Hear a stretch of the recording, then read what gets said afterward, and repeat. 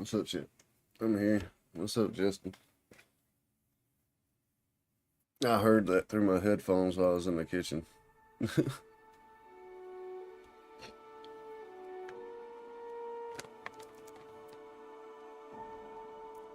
me break some weed up when we get started.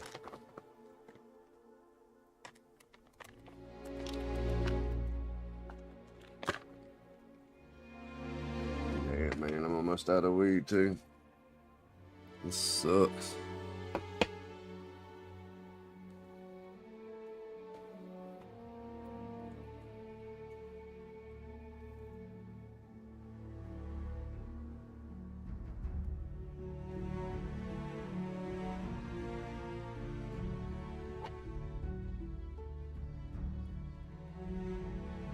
So I moved this on to my C drive, so maybe it'll run better.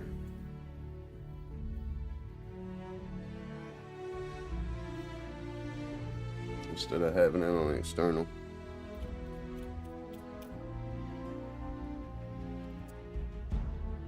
I mean, it should run better.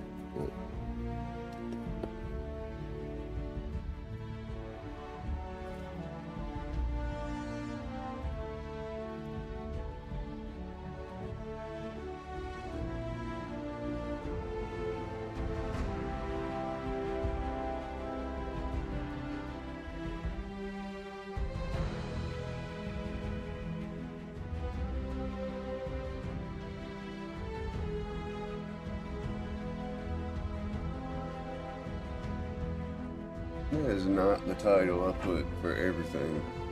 Why is Twitch being a pain? Like, I switched the title and I gave it the same title that I gave Rumble and YouTube. And it's still using the title from yesterday. Well, Twitch is. Oh well, fuck it.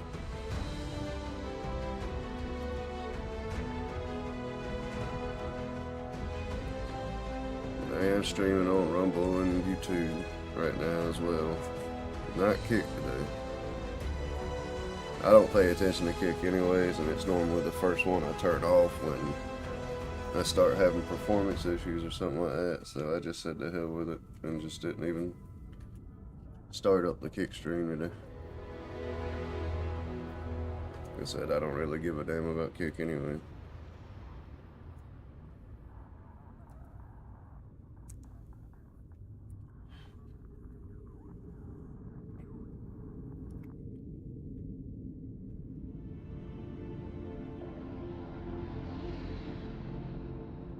It's not really the crowd that I want following. I only have one because I was trying to grow on every platform.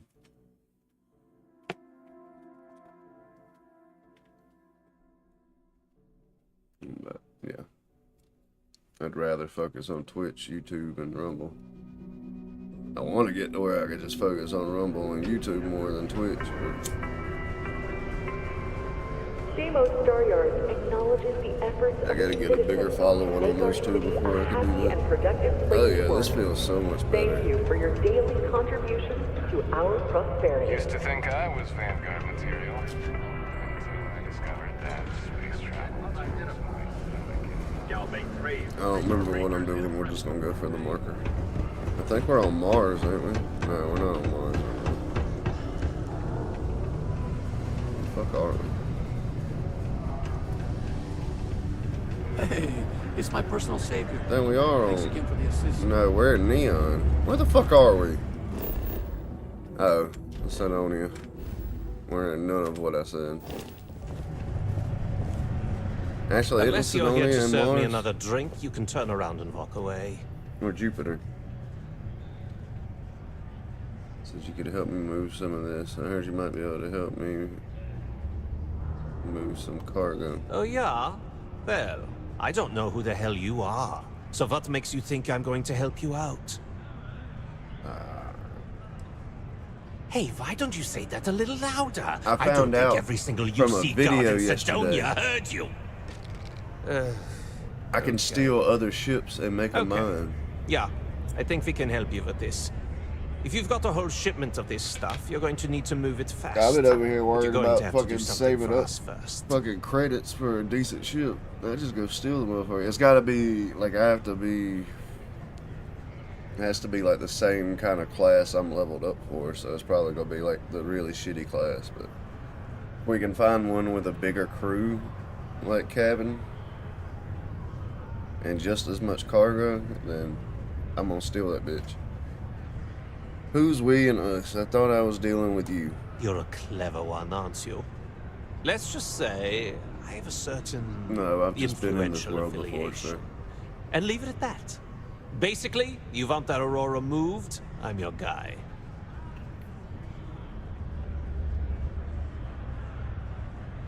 I mean, I could bluff and say I'll just take it to someone else, but we all know it's just gonna fall down. Right to, down to business. Yes. And no small talk.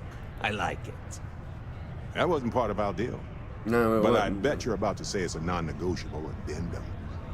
As a matter of fact, yes. Yes, I am. See, Barrett's been in this Non-negotiable world too. addendum. I like that. Now listen up, because I'm not going to repeat myself. I need you to deal with a miner who's racked up a bunch of debt. He probably spent it all on booze, not that I blame him. Either way, I want that money back. So I also found out a bunch of stuff. Like, I mean, there's of course the job boards. Like, I'm doing the espionage for that company, and then there's space trucking, which I haven't found yet. There's bounty hunting, which I'm a bounty hunter. But you can also be a debt collector, I guess, for like loan sharks or something like that, which is pretty dope. Not to mention like whatever else jobs and factions there are. But yeah, I thought that was crazy. It's pretty much what I'm about to do for this guy. I'm not. Alright, I'm Perfect. I was about to His say, I'm name's not to pay Carl his debt off. Fielding. I think you'll find him wandering around the Deimos miners' quarters. Don't worry, you can't miss him. Just look for the most miserable-looking guy in the entire place.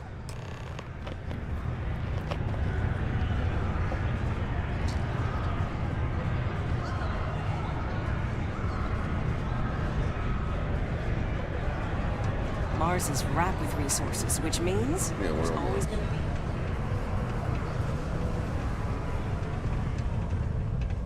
We're in the Sol system, so I knew it had to be one of our planets.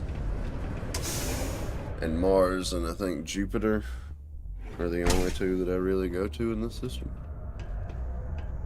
So it had to be one of the two. I need to go to Old Earth, check out, see what Earth looks like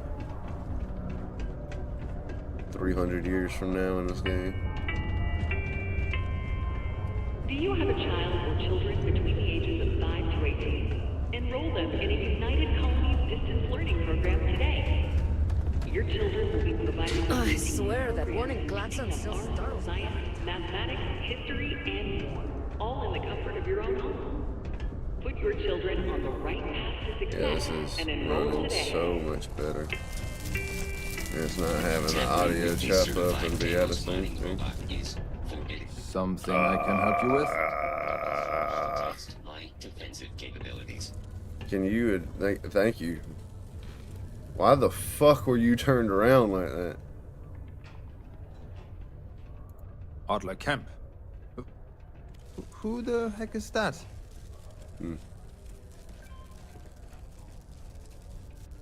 What? Play what games? You're obviously confusing me with someone else. Look, I'm tired. It's been a long day in the mines. I just want to go home, wash off the dust, and relax. This has been fun, though. Whatever.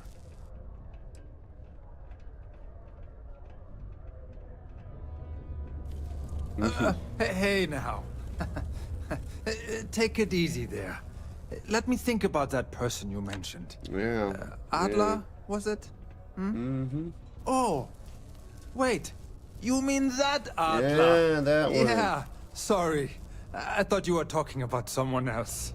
Someone else that you don't know. Apparently. I told him I'd pay up next week when Deimos cuts our next profit share check. I'll even bring it to him personally. Sound good? Yeah, I mean, he Huh? said he wants it now. Yeah, I don't think he's gonna be satisfied with that option. Well, I mean, he doesn't really have a choice. I mean, he does. Look, I haven't got a single credit to spare right now. Okay? I can't squeeze blood from a stone. You know? Right? Technically, there are several natural geologic phenomena that can stimulate the blood effect. You hear that? I'm not paying his fucking debt off. Like, no. What games? Why are you doing this to me? I don't have the money. Then don't borrow 3,000 fucking credits. Could always make the money back later. No way.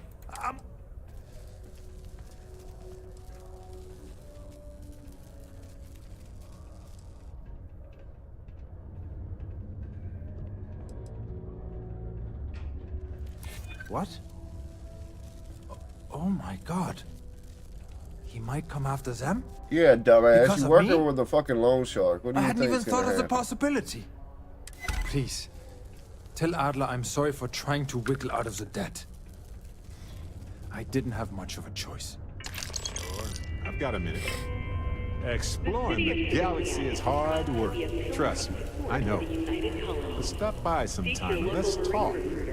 Just us adventurers, okay? Barrett, you are... Okay. You're riding with me, bro. You're on my ship / your ship.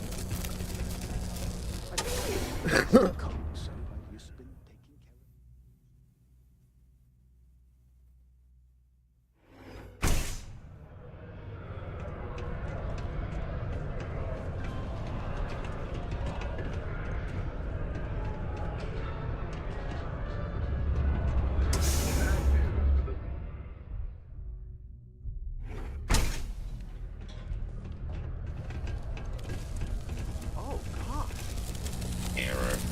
Caution. Procedure. Subterranean particle detonation imminent. Be advised to securely I have a pen pal in New and find Atlantis. stable We never ground met in or person, remain but she's seated still in the event of unforeseen tremors.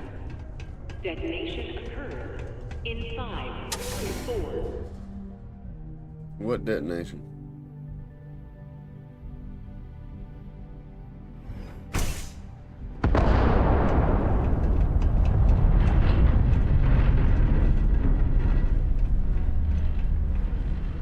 Particle detonation concluded. It is now safe to resume normal activity.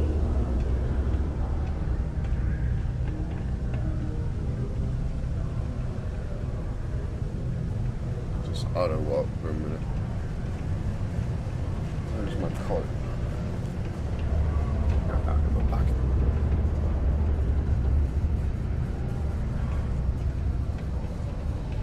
Shit's almost out too.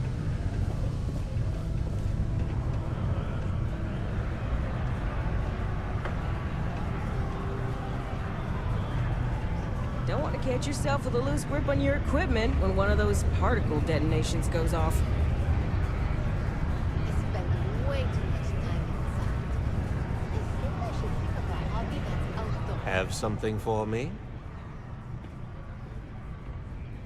There, would you look at that? I knew that bum was holding out on me. He going to be a problem anymore? Or did he get the message? You know, I think you got it this time. Nice, nice. You're kind of a natural at this. Leaning on deadbeats comes easy to you. I like that. You know, if you like this kind of work, I can get you more. A lot more. You think you can handle running with my, associates? Yeah.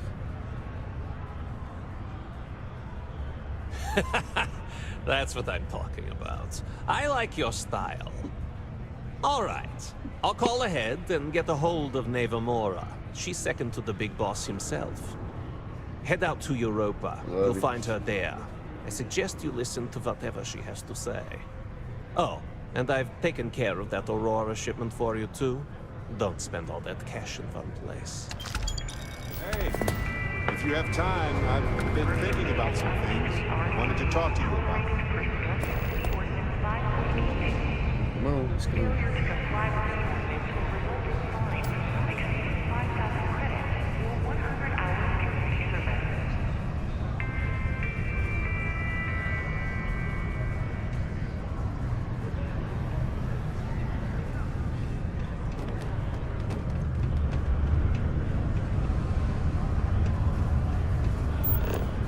Cydonia can have a depressing effect on some people. Make sure to get yourself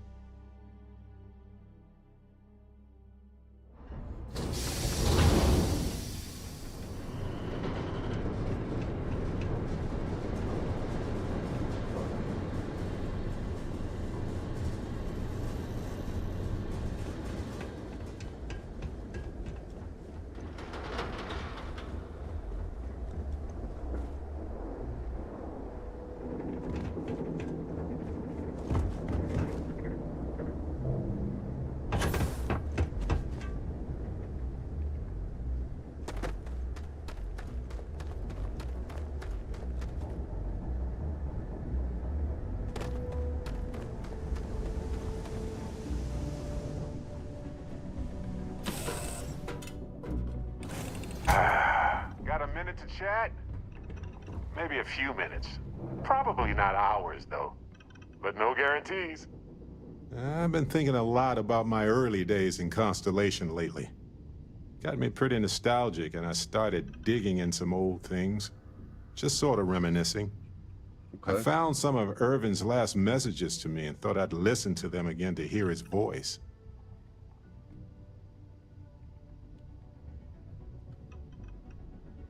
It was surreal, honestly. So most of the messages were everyday things. Lots of excitedly written news about biodiversity and plant life. But one thing stood out. In one of his messages, he mentioned this job that he took at a mine shortly before he died. He said something terrible was happening there, but the message was garbled after that.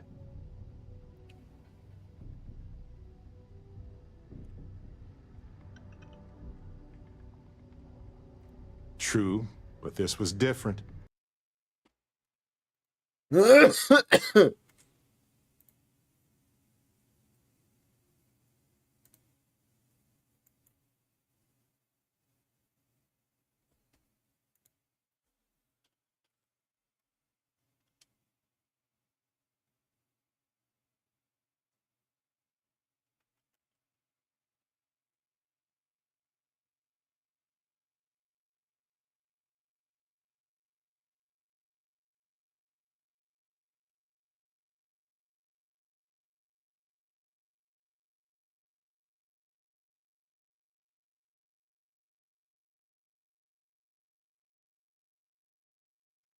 Hold on, yeah.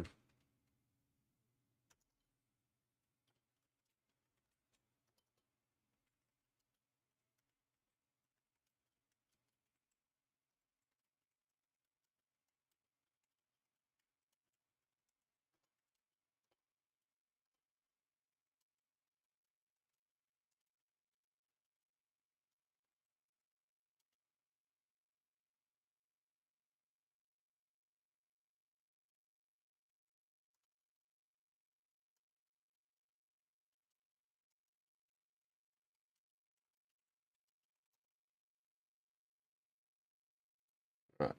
Bad. I recognized this pattern from the war. A portion of the message was encrypted. Well, Vasco helped me decipher it. Turns out the message was from Irvin, and he was begging me to help him.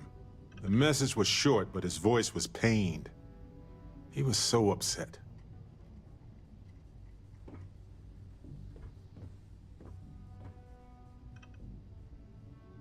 Yeah, it must have been difficult to hear. Yes. Hearing his voice in so much pain was very difficult. Oh, I wish I had noticed this message when he sent it. So in this message, Irvin said he was being framed. He said they'll do it again. He asked if Constellation could send more help.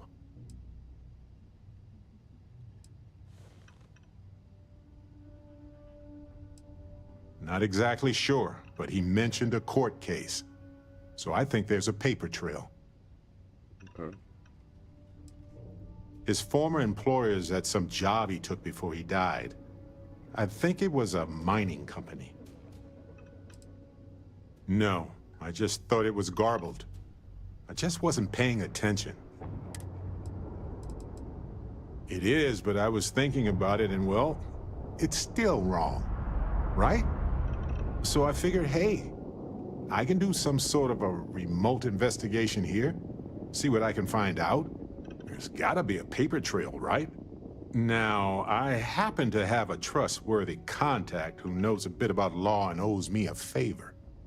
I'd need to pay in advance in case there are any access fees or bribes. How much do you need? Pocket here, Barrett. That works. Pay you.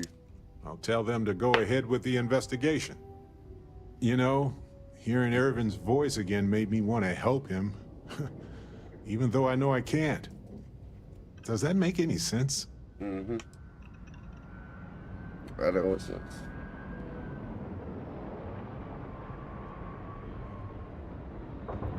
I appreciate that. It's going to be hard to get some sleep tonight after all this. But the fact that I'm doing something about it might be enough to help. It's like... Hopefully poking around in old records doesn't catch the attention of my Hephaestus. best friend from my childhood. Well, Anyway, up until my early 20s. I'll let you know if my contact finds anything. Was murdered in his house when I was on my way to his house. I got there to the ambulance wheeling his body out. And that's something I had to live with, is if I would have got there a little bit earlier, you know, if I would have been able to do something, like, I'm I listening. don't know, there's just so much shit would go through my head constantly. Now that years have passed, you know, I've kind of learned to live with it. Just here for a chat? There's really nothing I would have been able to do, because, I mean, there was no way of knowing what was going to happen. Yes? Yeah. That shit. Do you need me for something? A lot of things you think about when you lose somebody like that don't make sense, but it makes perfect sense at the same time. Your brain's trying to find a way to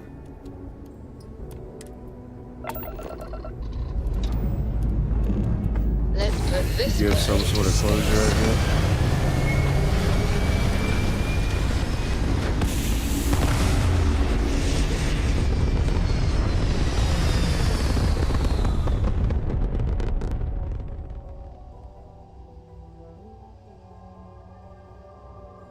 Looks peaceful from up here, doesn't it?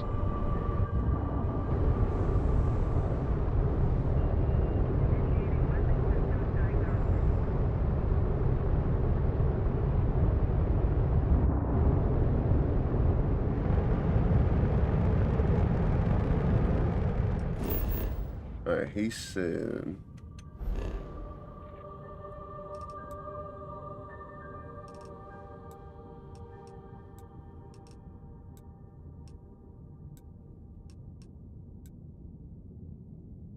Yeah, Earth looks like looks like Mars.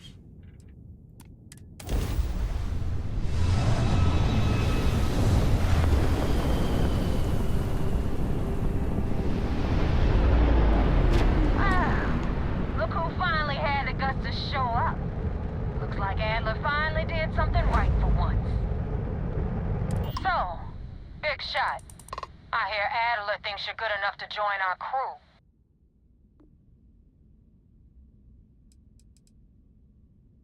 We'll see. When the waters get deep, it's sink or swim. So, before I put you to work, let's get everything out in the open. I don't know if Adler mentioned it, and for his sake, I hope he hasn't. But you aren't about to sign up with any average pirate crew. You're signing up with the Crimson Fleet. That's if you get through this little task I have planned for you.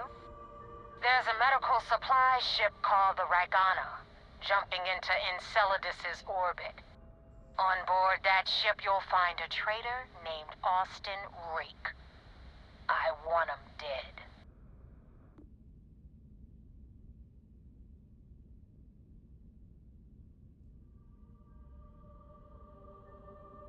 It's done when Rake stops breathing. Head back here when you're finished. And don't keep me waiting for long. Ava isn't joking. I hope we aren't either.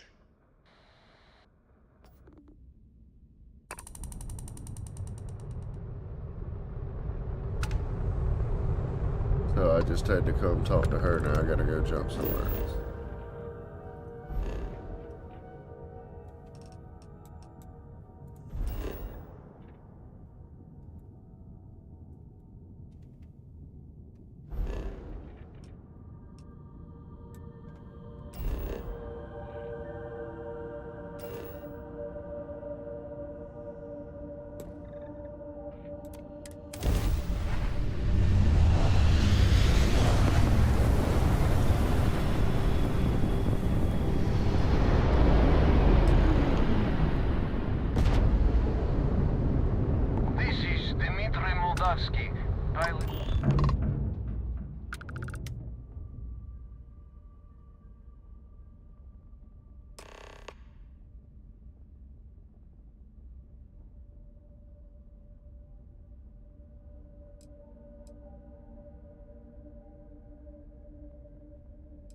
I was afraid of that. Look, we are not built for combat. What is it you want exactly?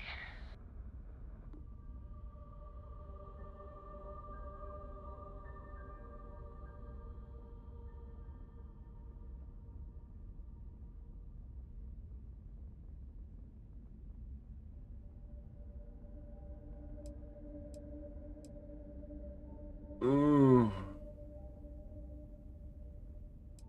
Damn it. I do not have choice, do I? Okay, docking bay is open. Let's talk.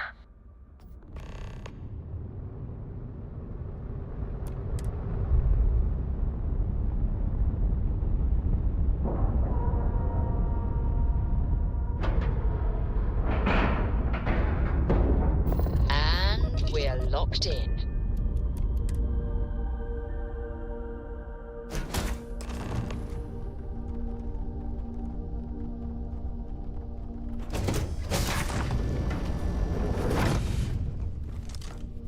I am not sure what to make of you being here. If you wanted to kill us, you could have done that from your ship. If you wanted our cargo, we could have jettisoned it. I guess I should just stop talking and let you say your piece.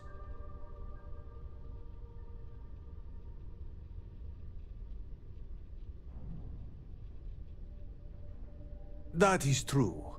Which means you don't want somebody to know what you are really up to. Now, do you mind telling us what this is all about?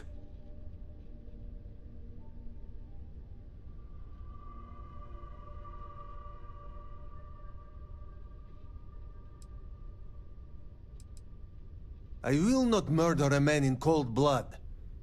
You will have to kill us all first.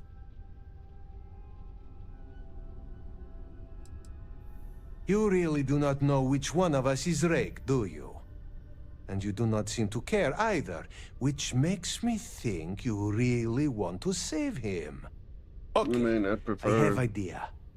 We can strike his name from Manifest, make it so he was never on board. She knows he's Then, on board. when we dock, we will leave him on this ship and deliver him to another port.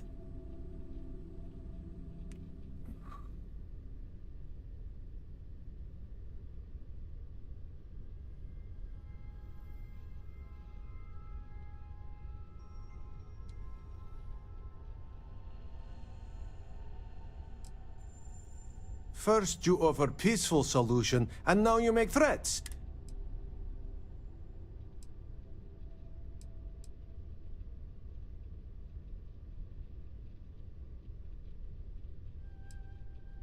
You really do not know which one, and you do not...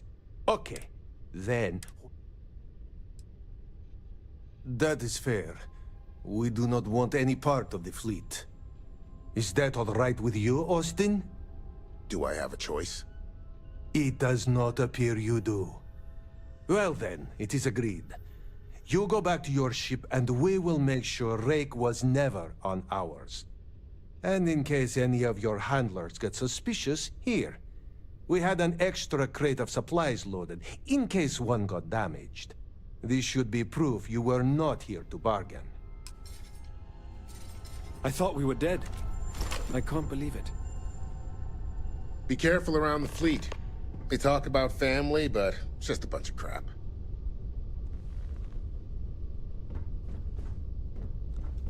Hopefully this works out the way I want it to. Welcome home, folks.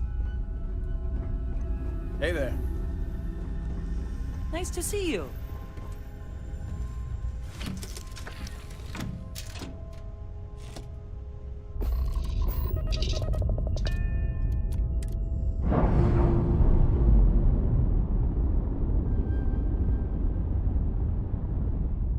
We're free and clear for flight.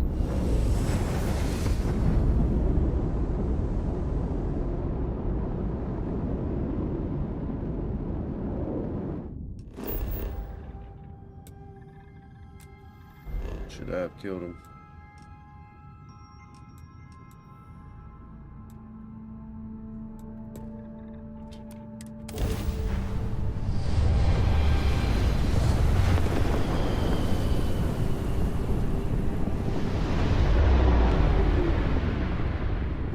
Damn mercs just don't know how to take a hit. Hey, Rook, wanna help me with some target practice?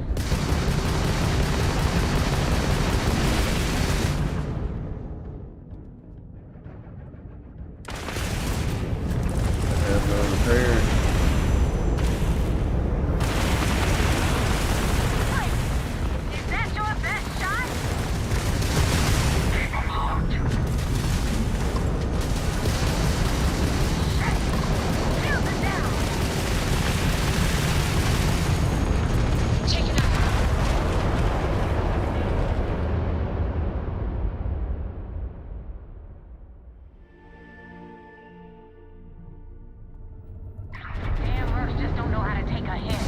Hey, Brooke, wanna help me with some target practice?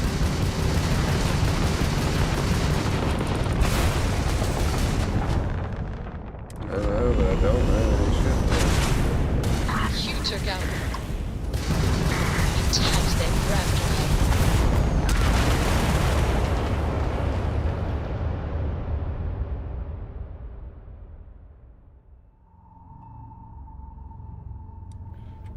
Damn, Mercs just don't know how to take a hit. Hey, Brooke, wanna help me with some target practice?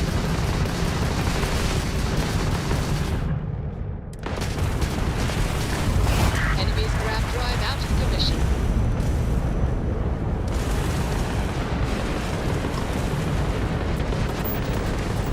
Jump.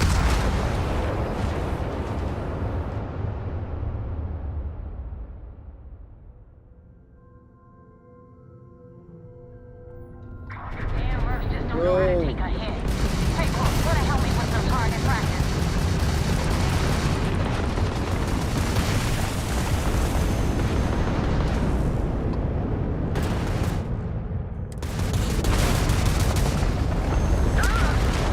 There's no fucking way, bro.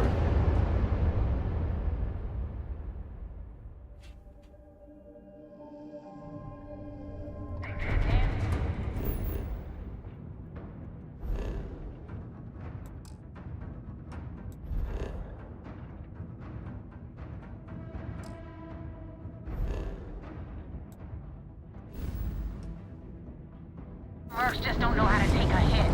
Hey, Brooke, wanna help me with some target practice?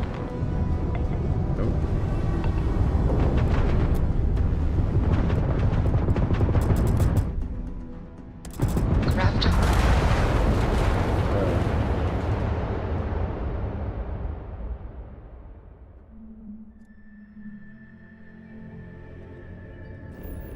Damn.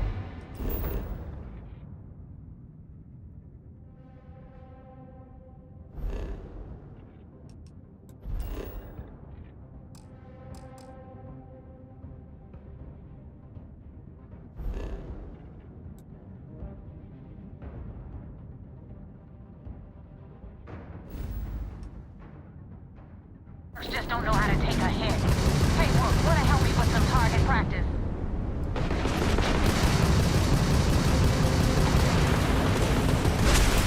Xander, what, son?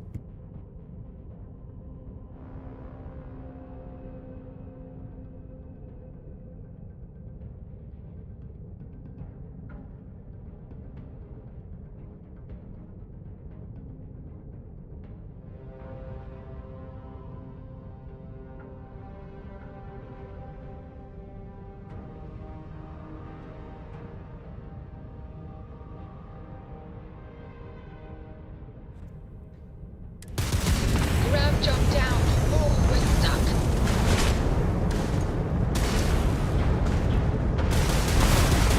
Oh, I do have stuff to repair my hole.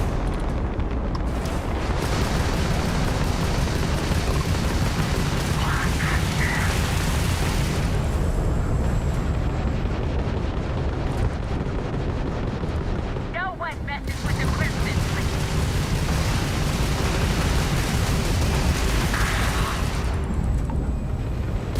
Damn! They got the shield!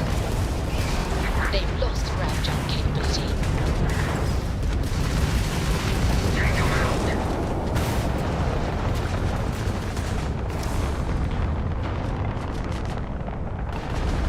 Wanna mess with the fleet? It's crazy how I'm dealing with all of them.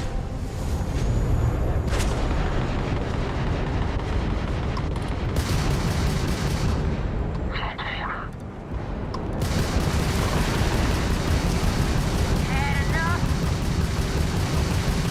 Their grab drive's down.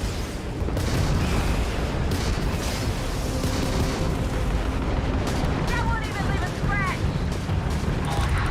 Their shield system is damaged.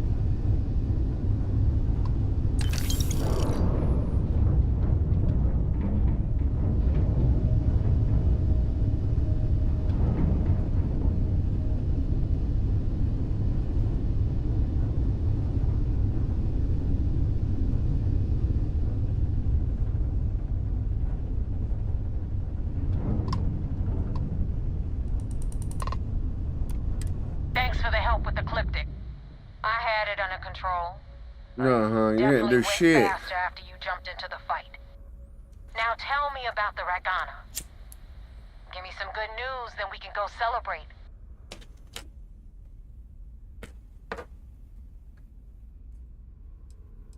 Huh. No kidding. That'll make Delgado happy, seeing as our hands are clean. I would have preferred if you hadn't left witnesses behind, but at least you got the job done. Anyway, you wanted into the Crimson Fleet? Well, you're in. Yep, it's that simple. Hope this business with Rakes taught you something. Because I'm about to stick my neck out and vouch for you. If you screw up, and I wind up looking like an asshole, I'm gonna send someone after you. We clear?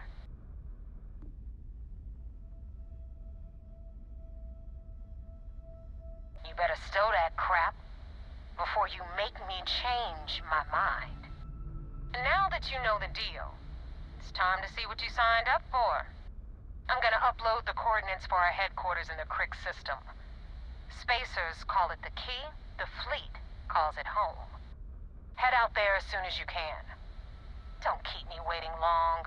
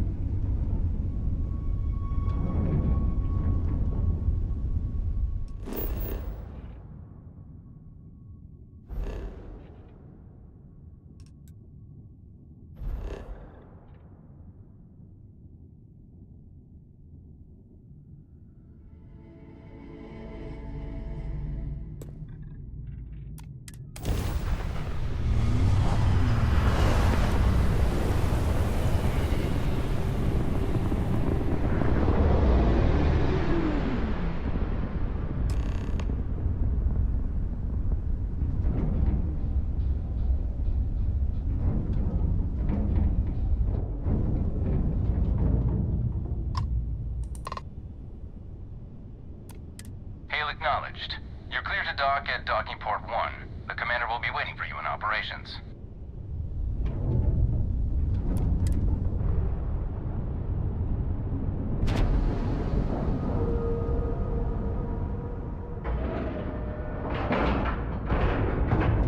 Docking cycle complete.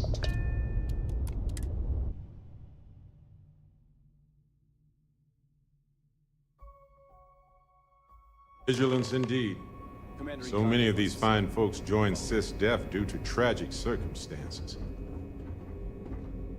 I had a friend on Regana. I hope I'll be able to see him next time we're on shore leave.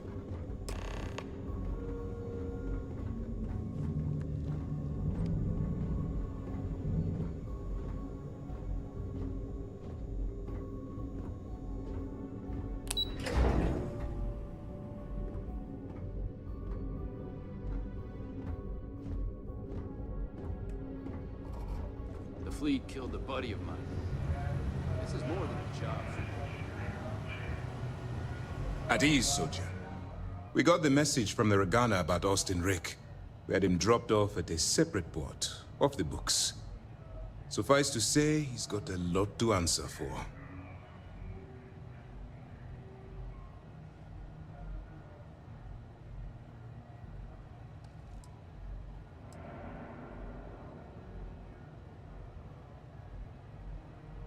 I do.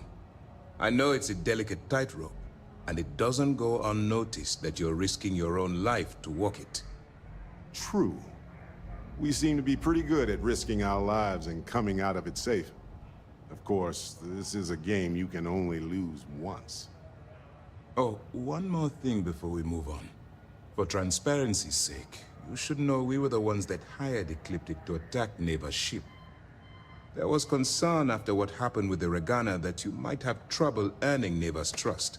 Coming to her rescue ensured that would not be a problem.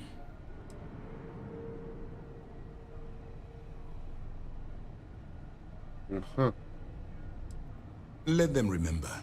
They have no idea who actually hired them.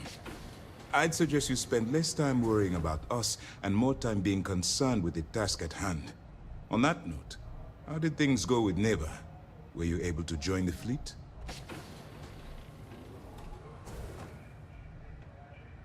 It does seem like I passed their initial Then it test. worked.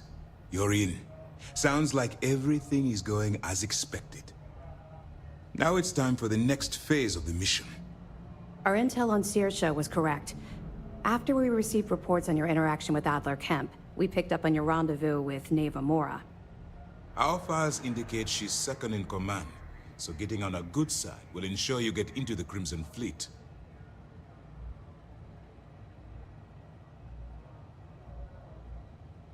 Yes, you passed your first test and you're still alive. But before we get too confident, that either means she suspects nothing, or she intends to make an example of you later. Just remember, these are ruthless criminals, so don't let your guard down. And their ruthlessness is only surpassed by their cunning. You should proceed with caution, regardless of how well you think you've ingratiated yourself. So what's next for you on Neva's agenda? Got the coordinates. Excellent. If you're heading to the Key, I assume you'll be meeting Delgado soon. Delgado is the leader of the Crimson Fleet. I have a profile here with some information on his background. You'll want to know the individual cadences of every member of the fleet, but Delgado's most of all. I wonder if the files mention any of his poker tales. Pirates and gamblers are basically part of the same genus. You will be thankful you did the homework when it comes time for the test. In any case, now that you're with the fleet, you'll be operating independently.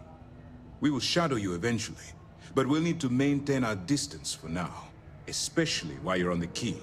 This will also give us time to bolster our defenses, should we need to engage with the fleet in the future. Sir, on that note, shall we begin implementing the upgrade to our shields? Immediately, Lieutenant. Notify the engineers and relay the information to the crew. I hope your entry into the fleet has overcome any doubts you may have had regarding your mission. It certainly increased my estimates on success. Keep up the good work. We'll expect further reports. Dismissed.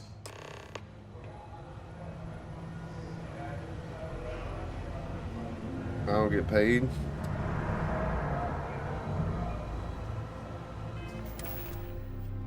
So what did they give me? Okay. Adler Kemp. Age 45, personality hot-headed, competent, and seasoned. Adler is a Crimson Fleet ship captain operating out of Sidonia. His hot-headed nature means Adler is easily provoked, which has gotten him into numerous scrapes. Despite this flaw, Adler is a seasoned ship captain, and in most cases he can use his battle prowess to escape sticky situations. As more information on Crimson Fleet captains is gathered, additional profiles will be added to Commander Condi's office terminal. Delgado is 44, clever, shrewd, careful, and calculating. Originally hailing from Aquila City, Delgado fell into crime at a young age despite being born into wealth. His parents exiled him in hopes of correcting the behavior, yet this only served to increase his criminal behavior, culminating in the theft of a cargo ship which he used to initiate himself into the Crimson Fleet. Delgado is a shrewd, clever leader who isn't prone to rash judgment. He keeps a tight rein on the Crimson Fleet, but he's given his pirates enough latitude to do what they do best. And then Neva. Short fused, temperamental, intense, incendiary, age 32. She was born and raised in Neon and orphaned at a young age. She spent most of her youth getting arrested for crimes ranging from simple assault to grand larceny, and was a frequent visitor at the SysDef prison. At 22, she stowed away on a transport to Aquila City, was eventually recruited to the Crimson Fleet. It's not the button on that press.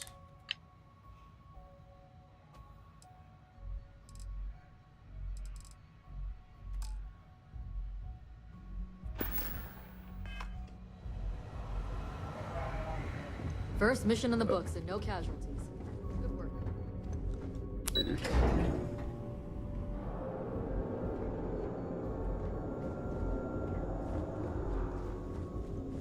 The fleet call us sharks. They know what happens when we see red.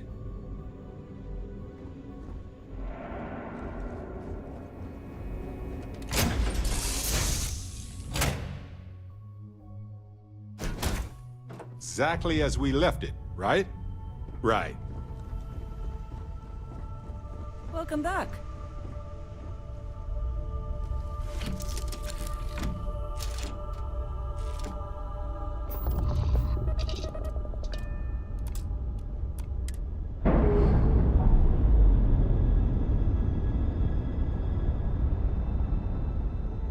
Docking seal released.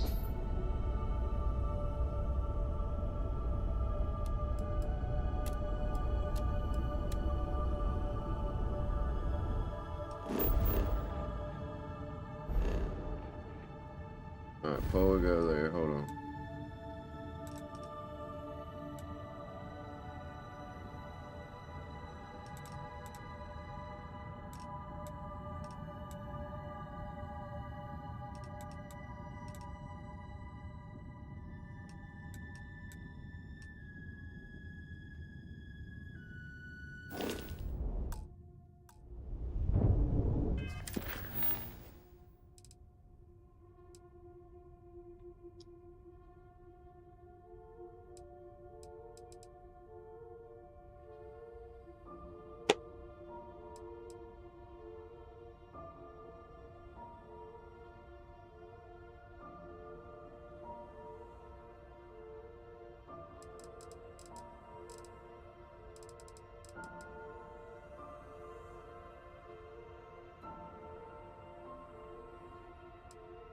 Alright, let's go talk to Vladimir. This is the main story mission.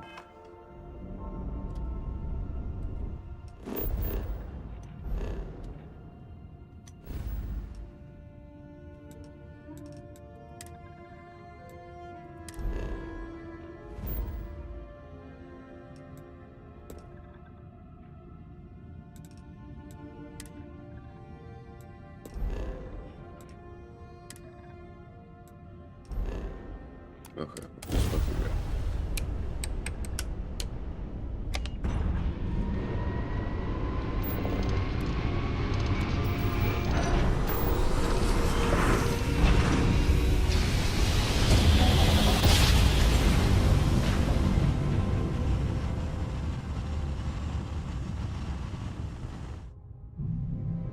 Must have been a good jump. You are entering We're still in United one Colony piece. space.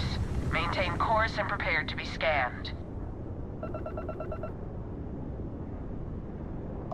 Scan complete. You are cleared to land at New Atlantis.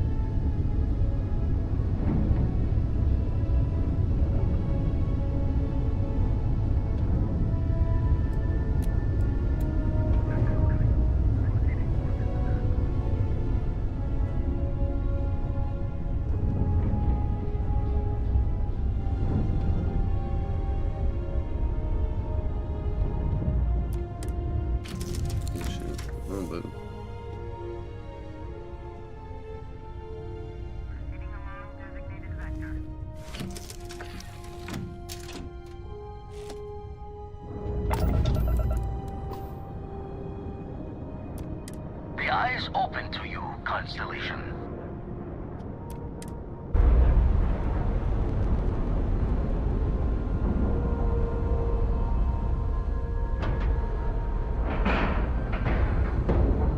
Solid docking job there. Nice work.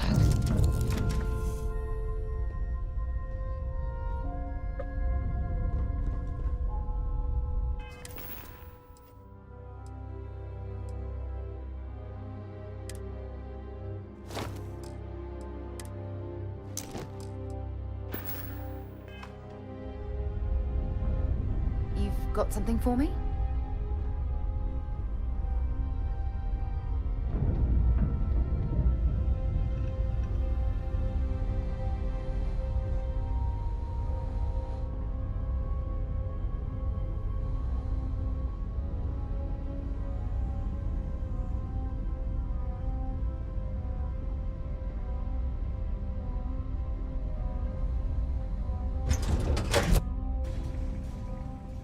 I still can't believe that Sarah was able to convince Mast to let go of this station. And Vladimir has done so much work on it since then that even Mast must be impressed.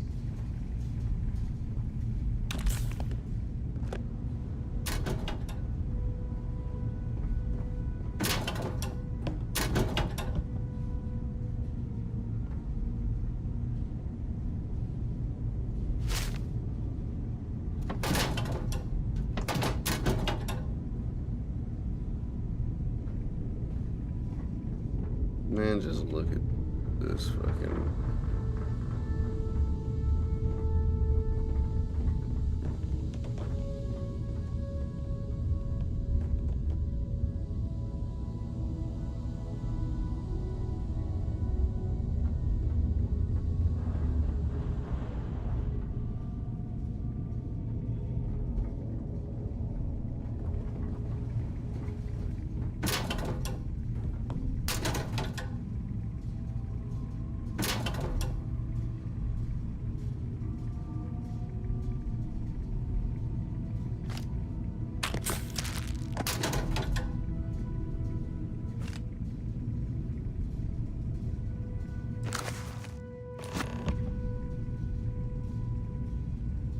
Visit the London landmark on Earth.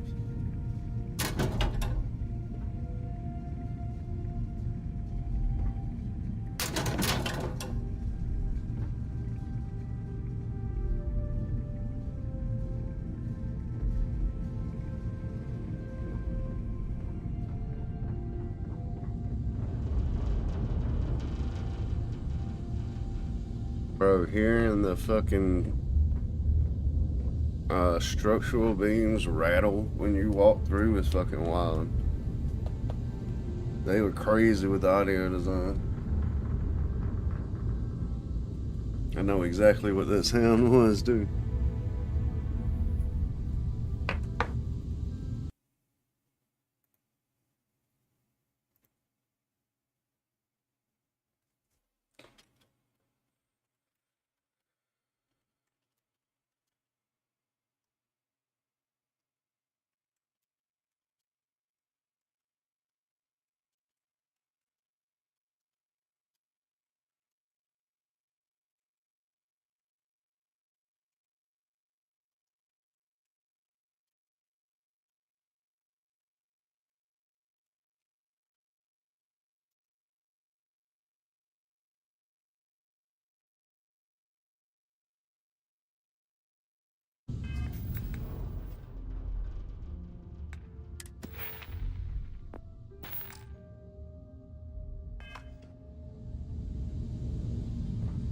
I'm so fucking hungry, bro.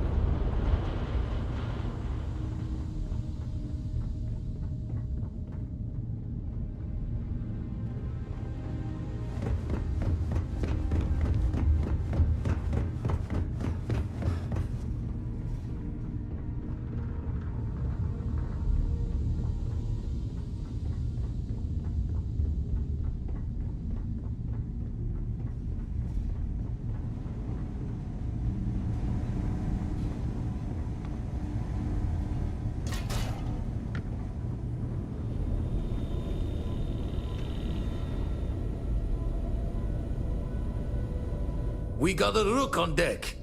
Good to see Constellation.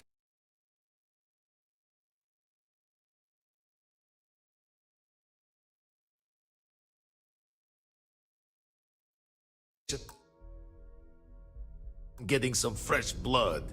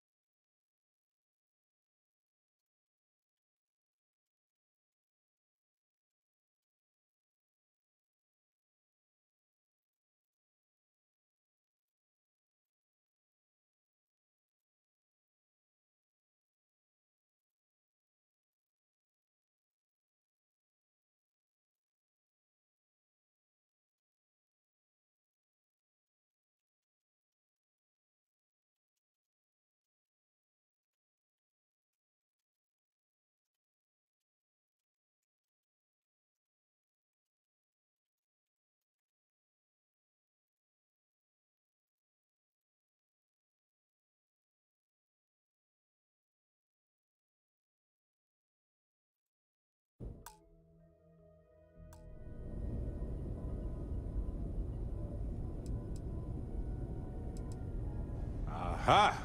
You got your nickname from Vlad. You're official now. Wish I could have been down at the lodge to see the artifacts come together. But I got a little lost peeking through the eye.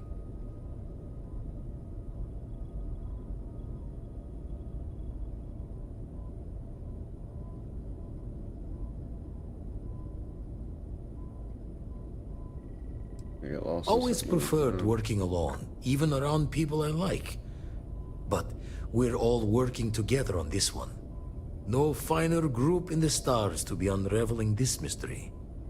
Now, this station, the Eye, rigged up for deep space scans.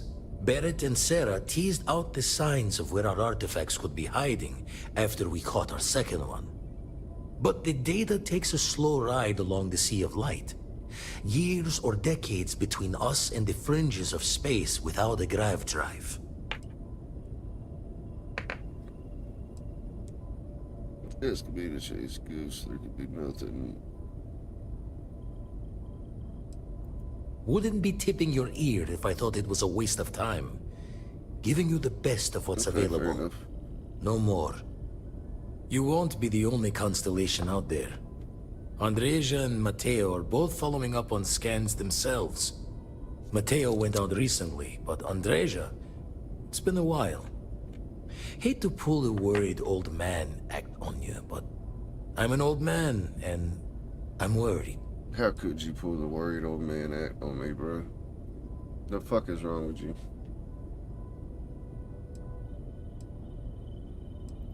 It's okay to be worried about her, Vlad.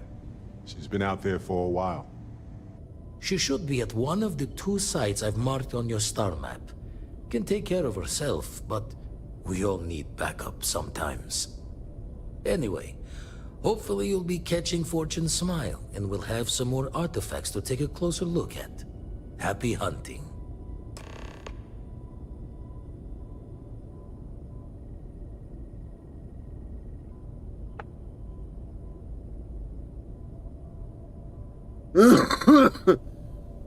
You're tired from Crimson Fleet. Didn't know that happened. Usually doesn't. I'm overdrawn from Lady Luck 3 times over. It's a long tale to tip your ear on, but if you ever wanted to visit, I have a house out there in the Starfield. Thought I was going to see life's eclipse from there, but Constellation swept me away. Haven't been there since we started on the Eye. If you do go there, turn the lights off when you leave, okay?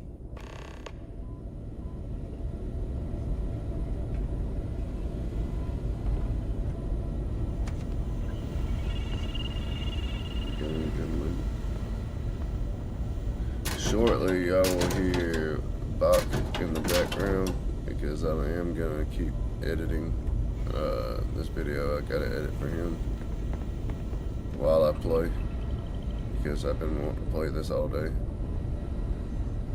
So I'm not I'm not gonna stop just to edit, but I do need to edit. Because I'm behind on the video anyway. So yeah, you will be hearing Bach play Heavy Rain in the background.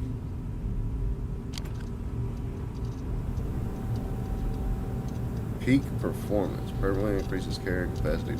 Yes! No pain, no gain. Y'all, there's a movie called Pain and Gain, and it's fucking amazing. If y'all haven't seen it, y'all need to watch it. It's hilarious. Every time I see or hear somebody say something about pain and gain, or no pain, no gain, it makes me think about that movie. The research lab. Probably better off looking at my ship. Yeah, I'd be better off looking at my ship. Because I actually have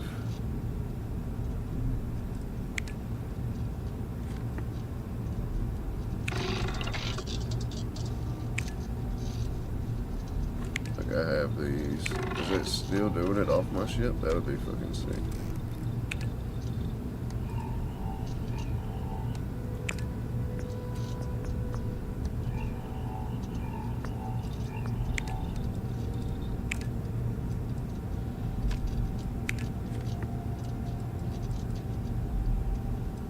Oh, I need to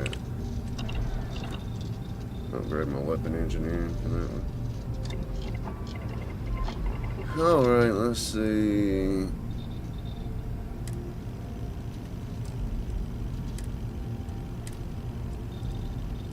I don't have materials for, again, something I need to do on my ship or make an outpost.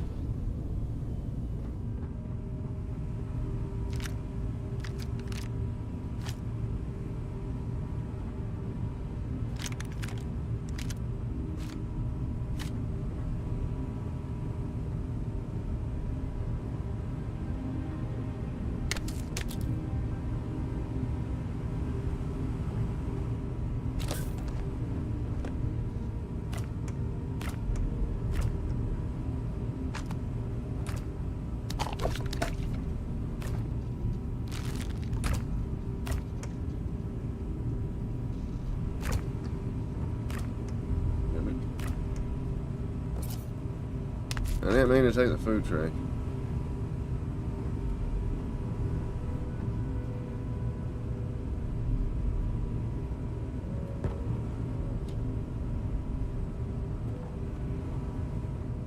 I thought it was gonna throw it.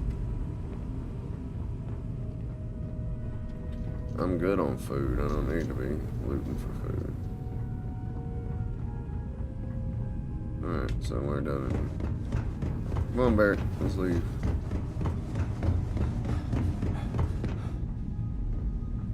Okay, we didn't go through this side, though.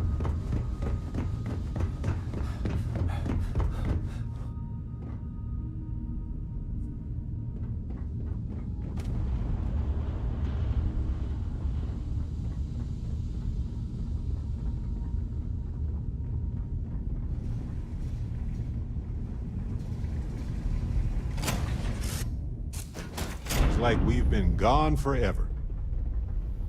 Okay, now let me look at my research station.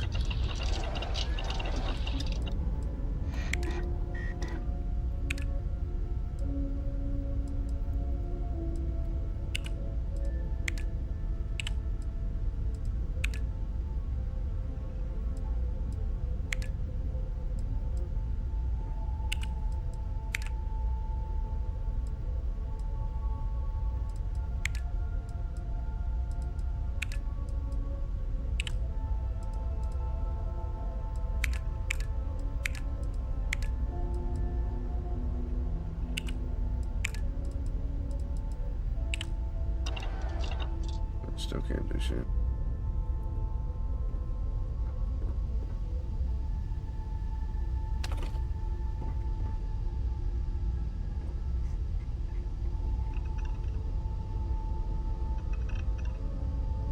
glad y'all putting food in here.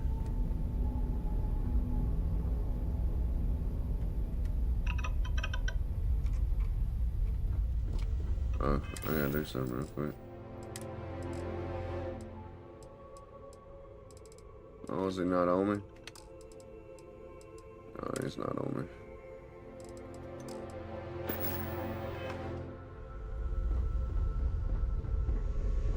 Hey, what's going on?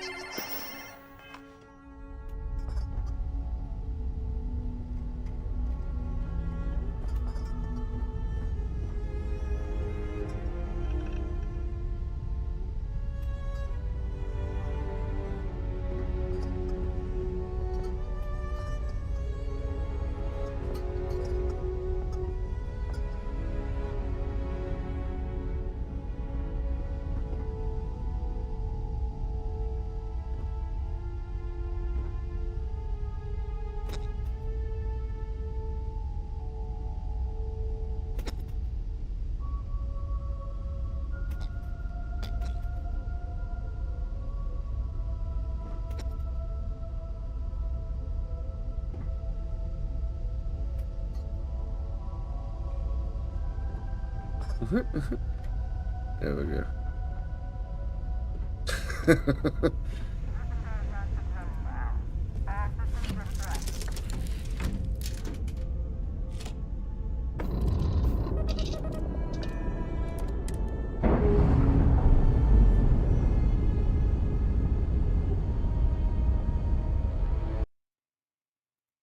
Let's see something real quick.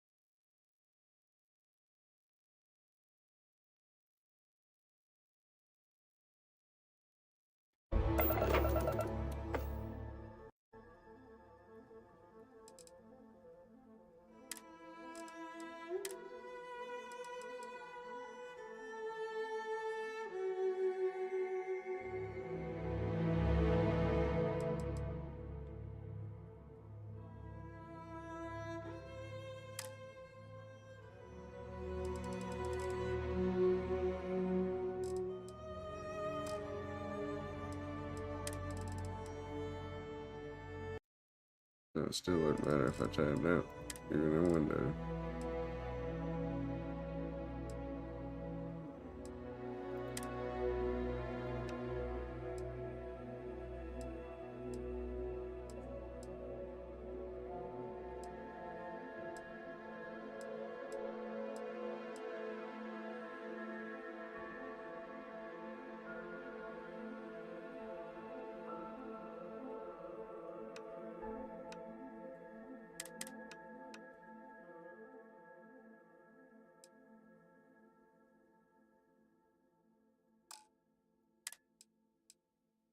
The fuck is variable rate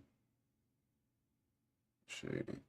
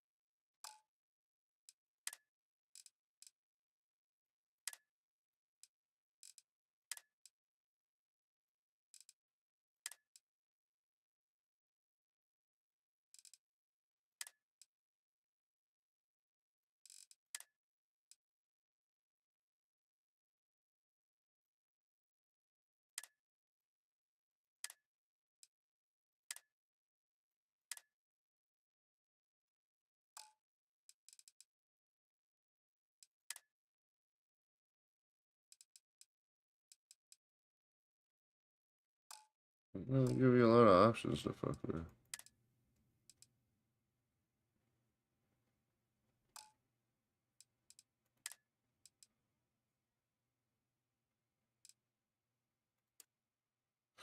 Oh, let me see this.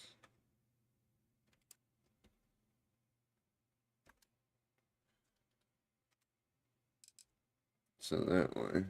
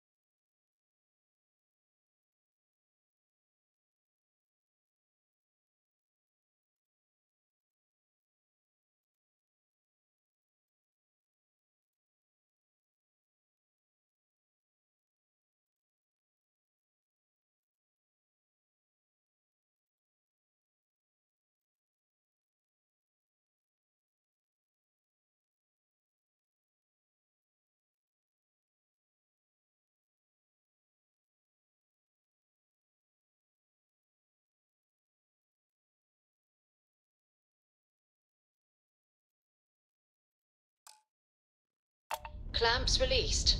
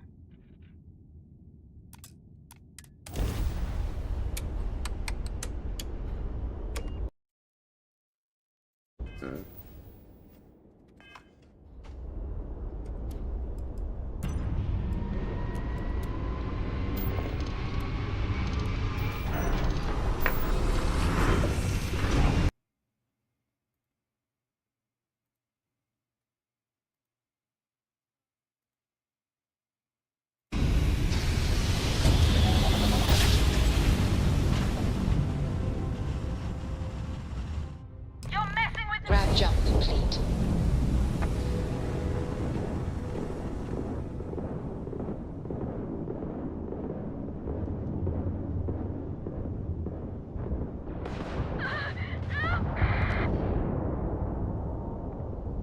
You're dead! Emergency Grab drive down. We can't jump. You can't win this fight!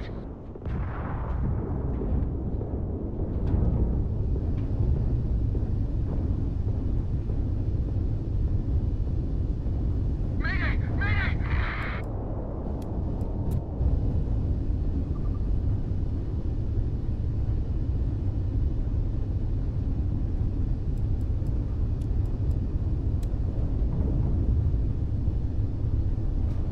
You're done!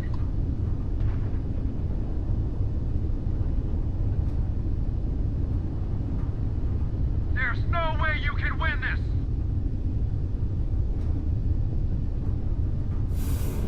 Oh, damn. That was the grab drive!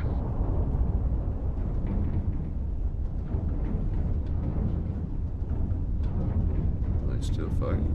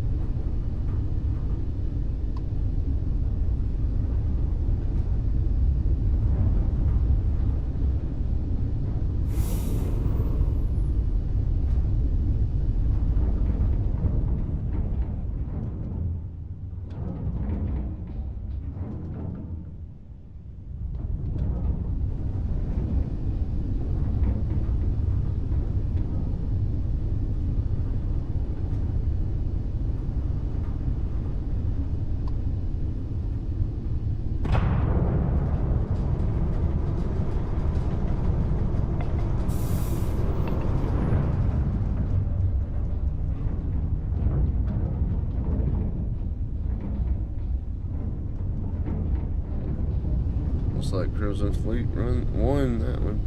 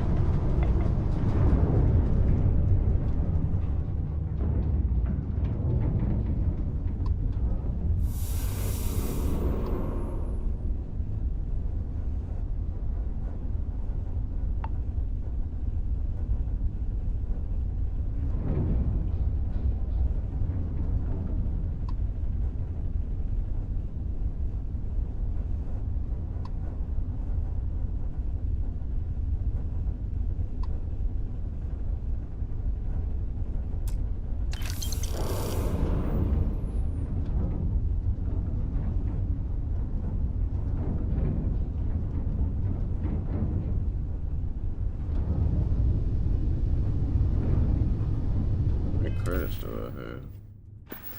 101,000.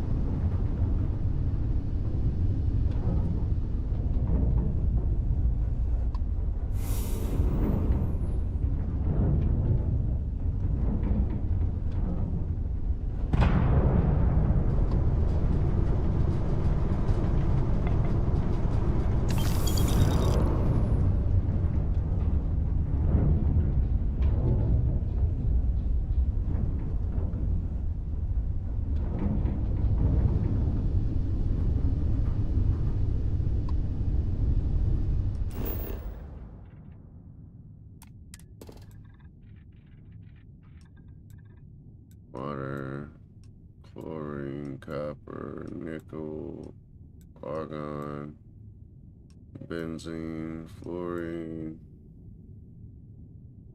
ionic liquids.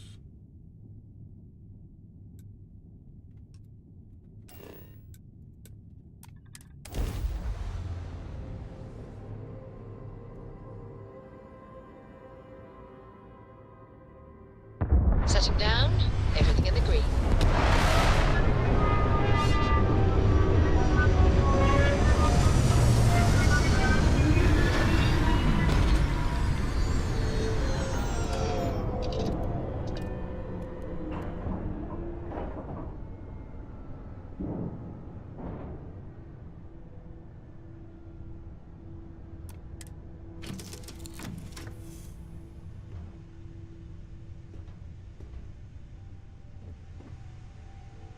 Probably put my suit on.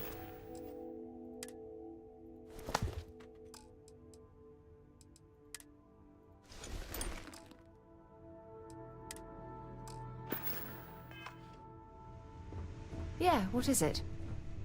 Nobody said nothing to you, bitch.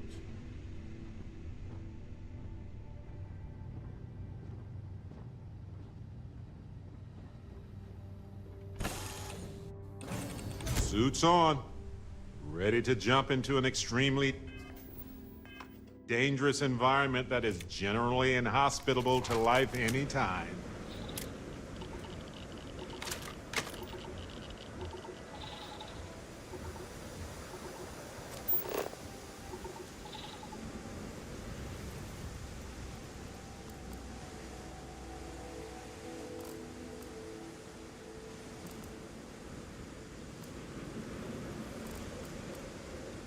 So,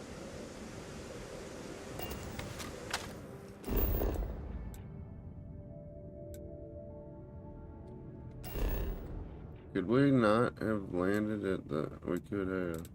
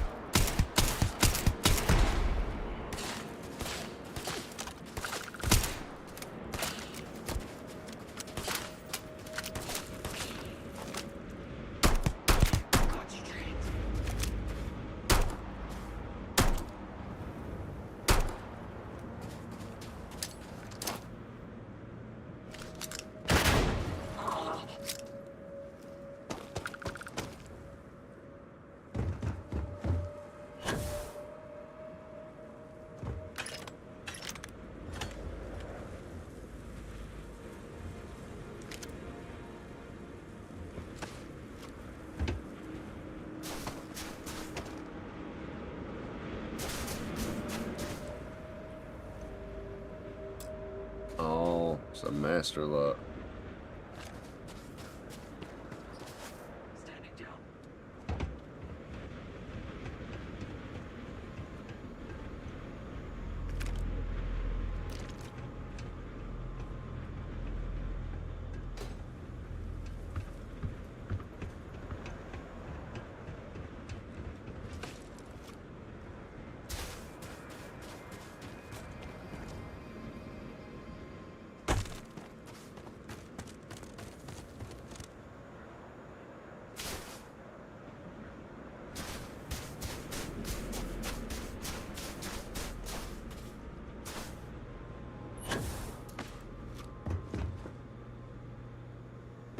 making sure there wasn't nobody else.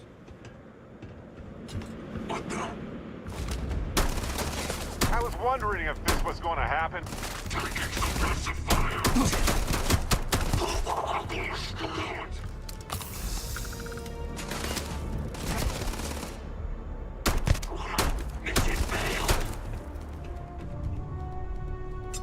Oh shit, I should have picked up this rescue guy.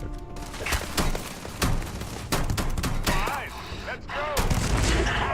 This never gets old!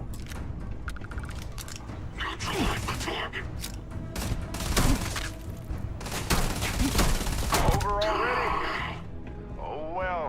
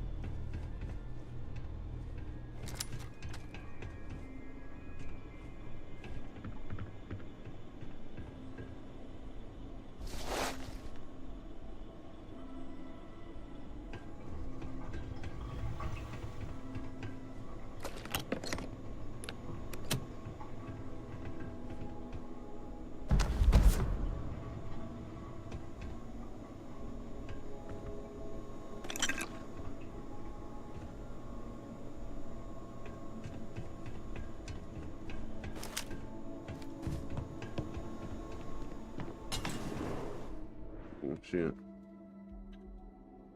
It's a whole underground facility.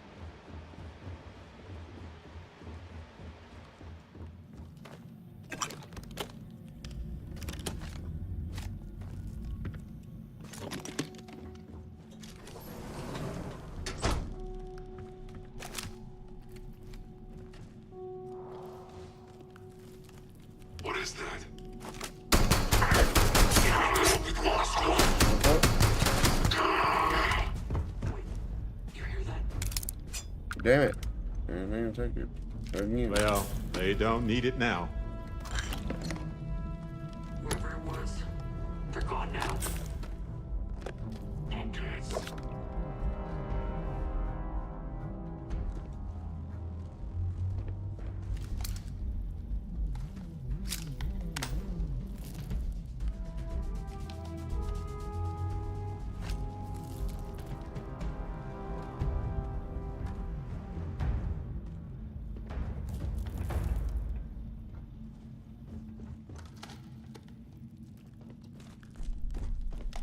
Show yourself.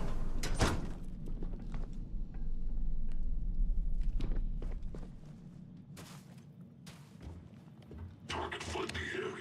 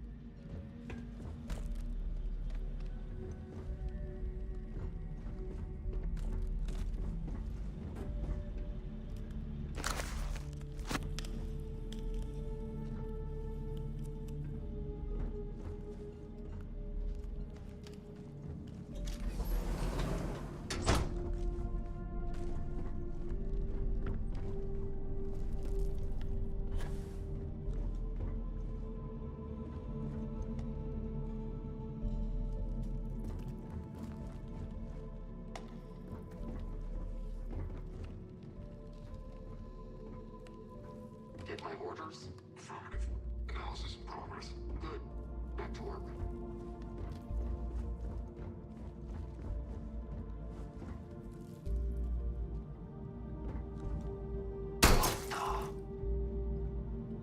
Hold.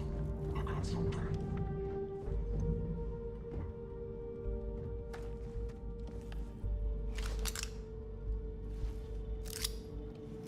Negative on movement.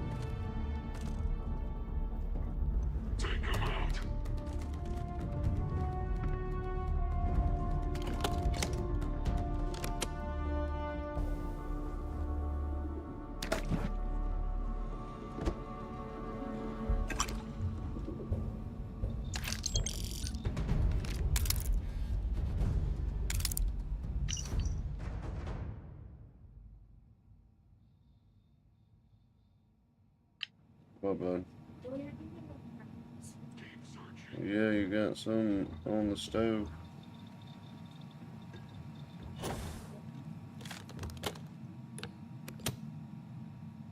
And those are the ones you were talking about, right? Clear.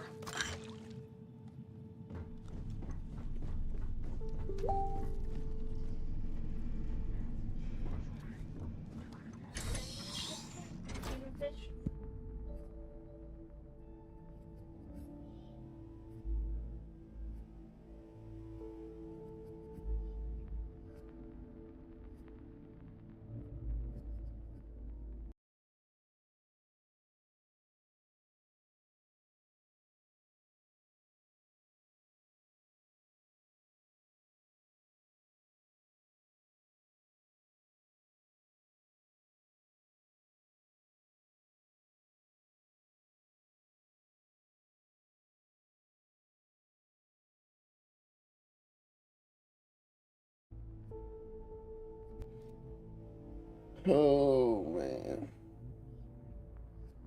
Being broke fucking sucks. I need something to eat.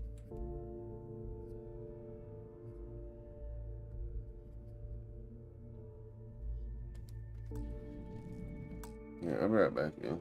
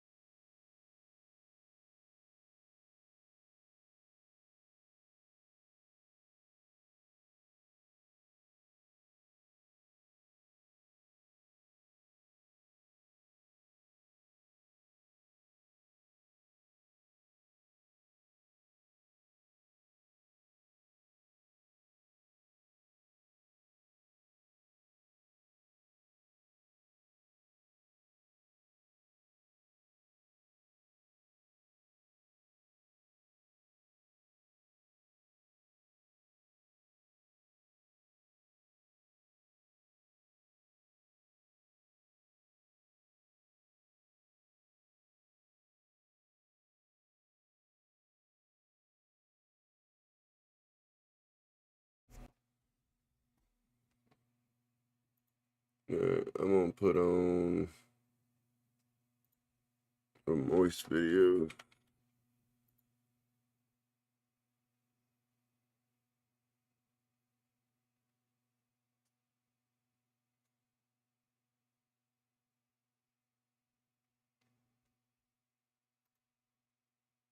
I have to do a follow-up to the video earlier today covering the Lego scandal. If you haven't watched that video, nothing I'm going to talk about makes sense here. It's going to be all mumbo-jumbo. It's going to sound like that episode of Rugrats where Spike was hearing Tommy Pickles' parents talk, and it was just all...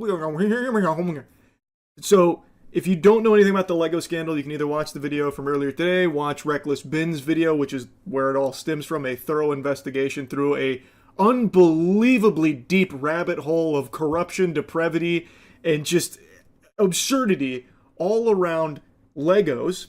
In a nutshell, I guess I'll give you like the synopsis. A man named Brian took his father's Lego collection to a corporation called Bricks and Minifigs, which is a huge business in the Lego community, and he was selling the collection to them.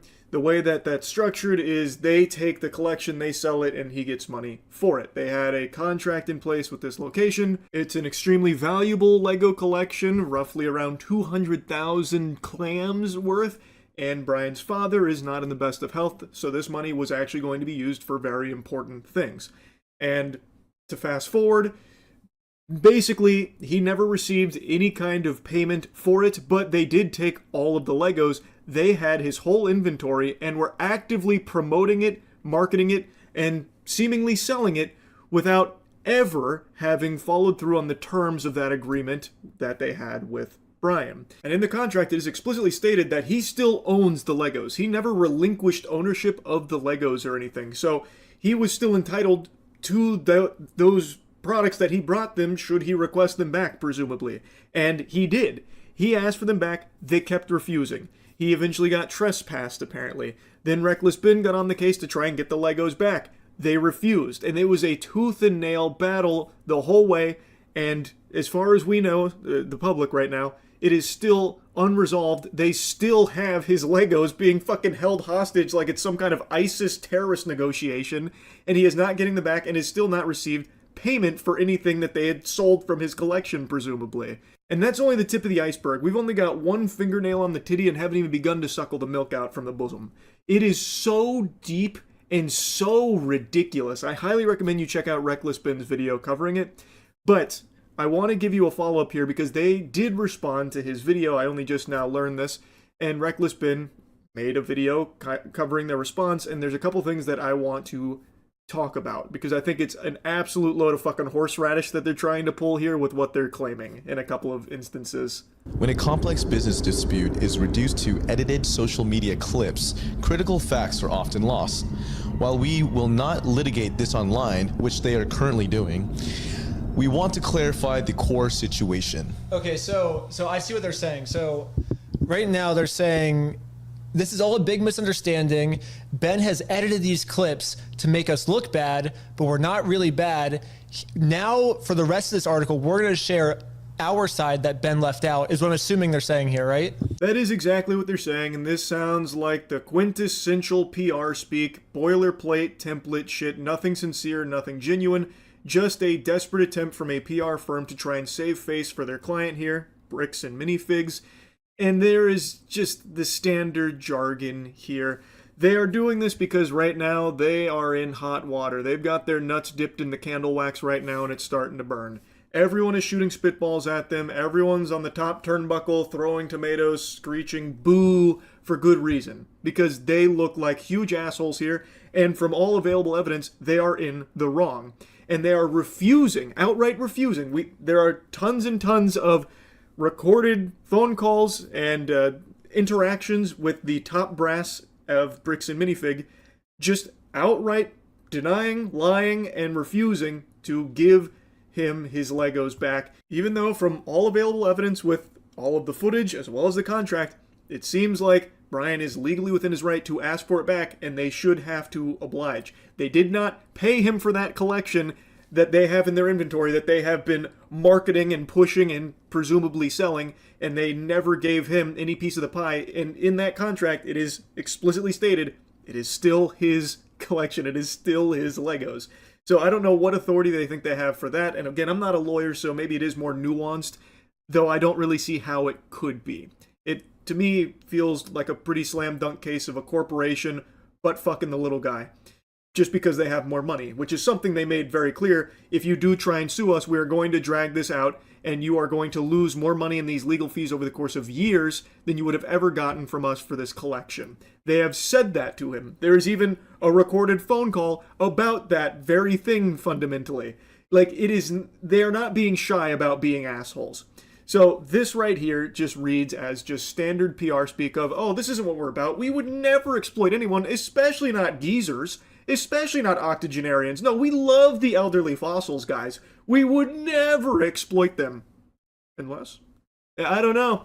It just, to me, smells stinky. It just feels really fake and forced. And they don't even really give a good defense. So this is supposed to be their side of things, but they don't actually explain it well. And what they do try and use as like their ace in the hole, I think falls very flat.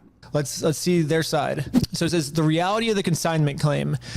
Much of the online narrative centers around a private consignment arrangement allegedly made by a former Salem store.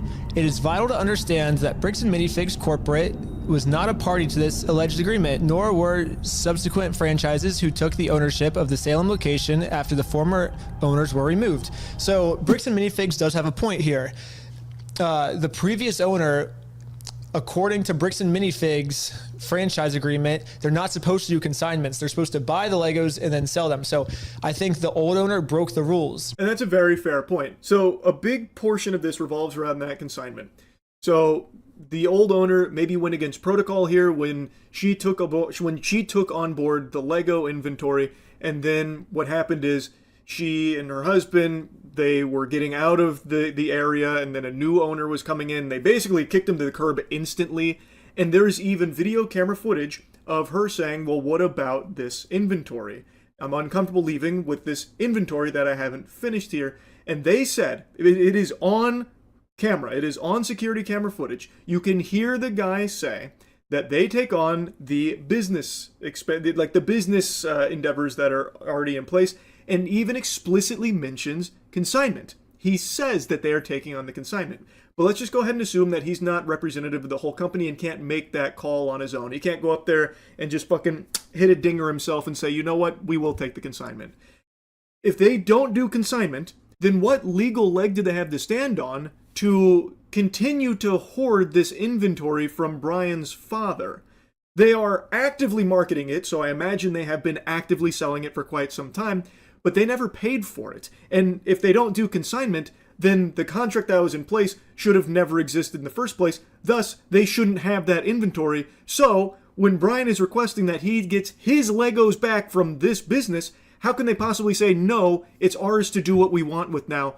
Eat shit, pussy. How is that allowed? If they don't do consignment and what that guy said is baloney and they can't take on the inventory or do consignment because it's just not part of their company policy, then how do they possibly have the authority to say no to giving him his Legos back? Legos that they shouldn't even have in the first place then.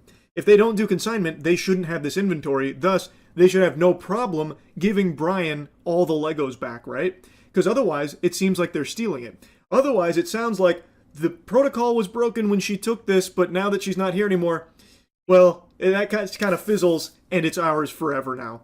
Sorry. That sounds a lot like stealing to me. That just feels highly illegal. Like if I march into a Circle K, assume direct control, kick the franchisee out, and it turns out all the products on my floor actually come from my neighbor, and he had a consignment deal where like the Circle K here sells them and he gets a kickback for it because it's his products, and I take over and I say, not doing that. No consignment here, not part of my policy. But then I continue to sell his products without paying him for it. Am I not just stealing it? Corporate did not assign, approve, or authorize this arrangement, which is further proof of why they should not have the Legos in the store. If this is something that the brand doesn't do, if Bricks and Minifigs doesn't do consignment deals, then they should just give the Legos back, right? There's no reason for these Legos to be in their store. They didn't pay for them. They're not doing a business deal with Brian anymore, so just give them back. Easy solution. Franchisees operate independent businesses. While they must follow system standards, the franchisor does not automatically inherit responsibility for private, unauthorized agreements a local owner may enter into. This is basically corporate saying, hey, we can't control our franchises, Exactly. right? Yeah. And then, but the problem is when you go to the franchises, they say, well, corporate told us to do this. Which is the runaround he was getting in the initial coverage of this situation, where it was, corporate said this, and then corporate's like, no, it's up to them. And then, no, it's a corporate. So you just back and forth, just fucking wild goose chase. But here's the thing. Again, consignment may be fully against their policy, but that deal did happen. There was a contract in place. So if you're taking it over and you are not taking over the consignment and you're not taking over everything that the business had already had contracts for, then you, I don't believe, can legally still have that inventory, right? So how can you possibly say no when the owner of it is requesting it back? And how can you then make threats against them for it and vilify them for it? It is their product, and you are outright saying you don't do these deals. Thus, it's not your product. You didn't obtain it through the proper channels, and you know that. It is violative, and you are knowingly still keeping it and presumably selling it to your customers. They are openly advertising it all over the place on their socials, but it's, like, even by their own defense of themselves, it's product that they shouldn't even have in the first place, and they didn't pay for it or anything.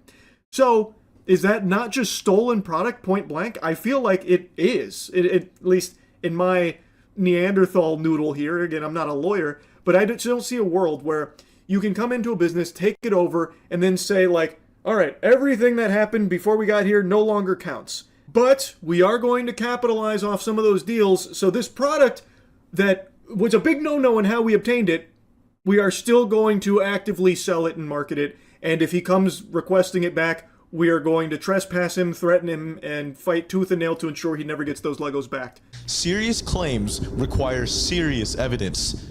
I do agree. We both agree with that. Yes. We have repeatedly asked for the original documents and undoctored recordings that support these accusations.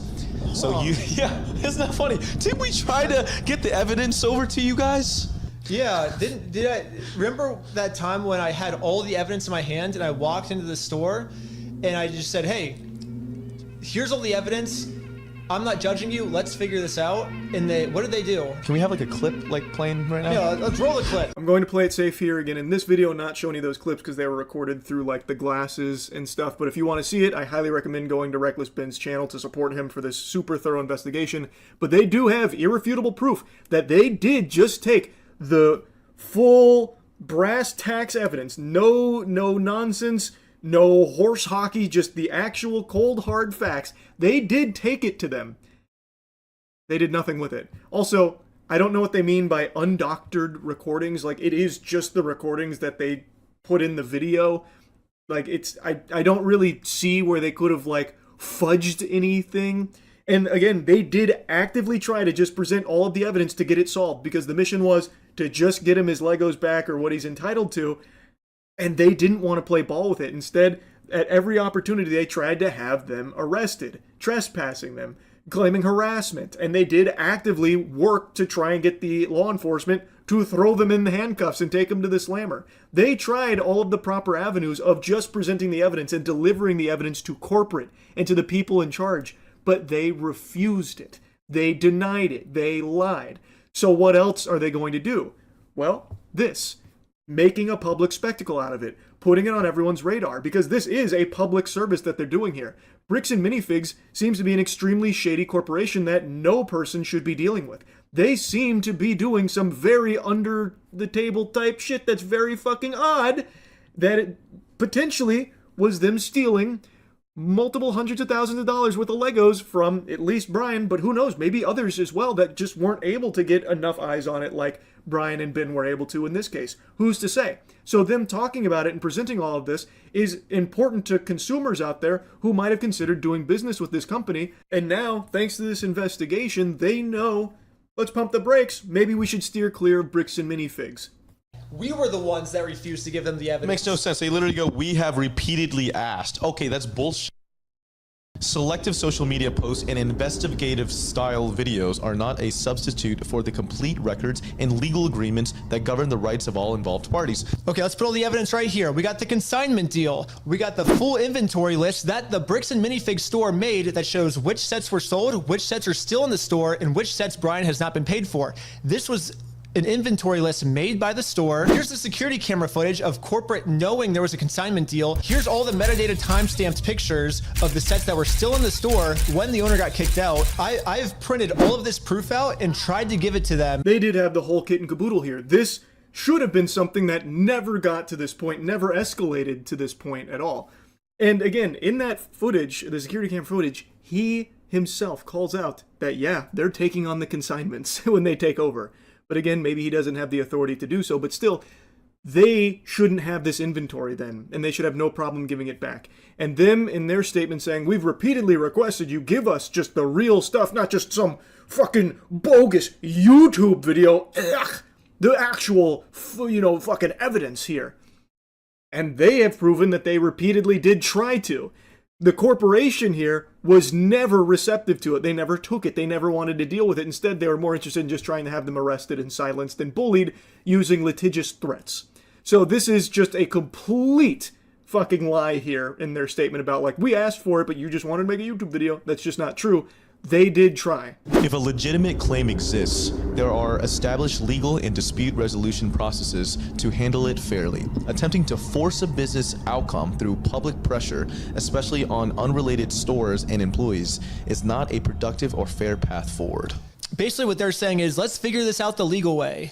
Well, we did what he said, actually. We did sue him, and we won.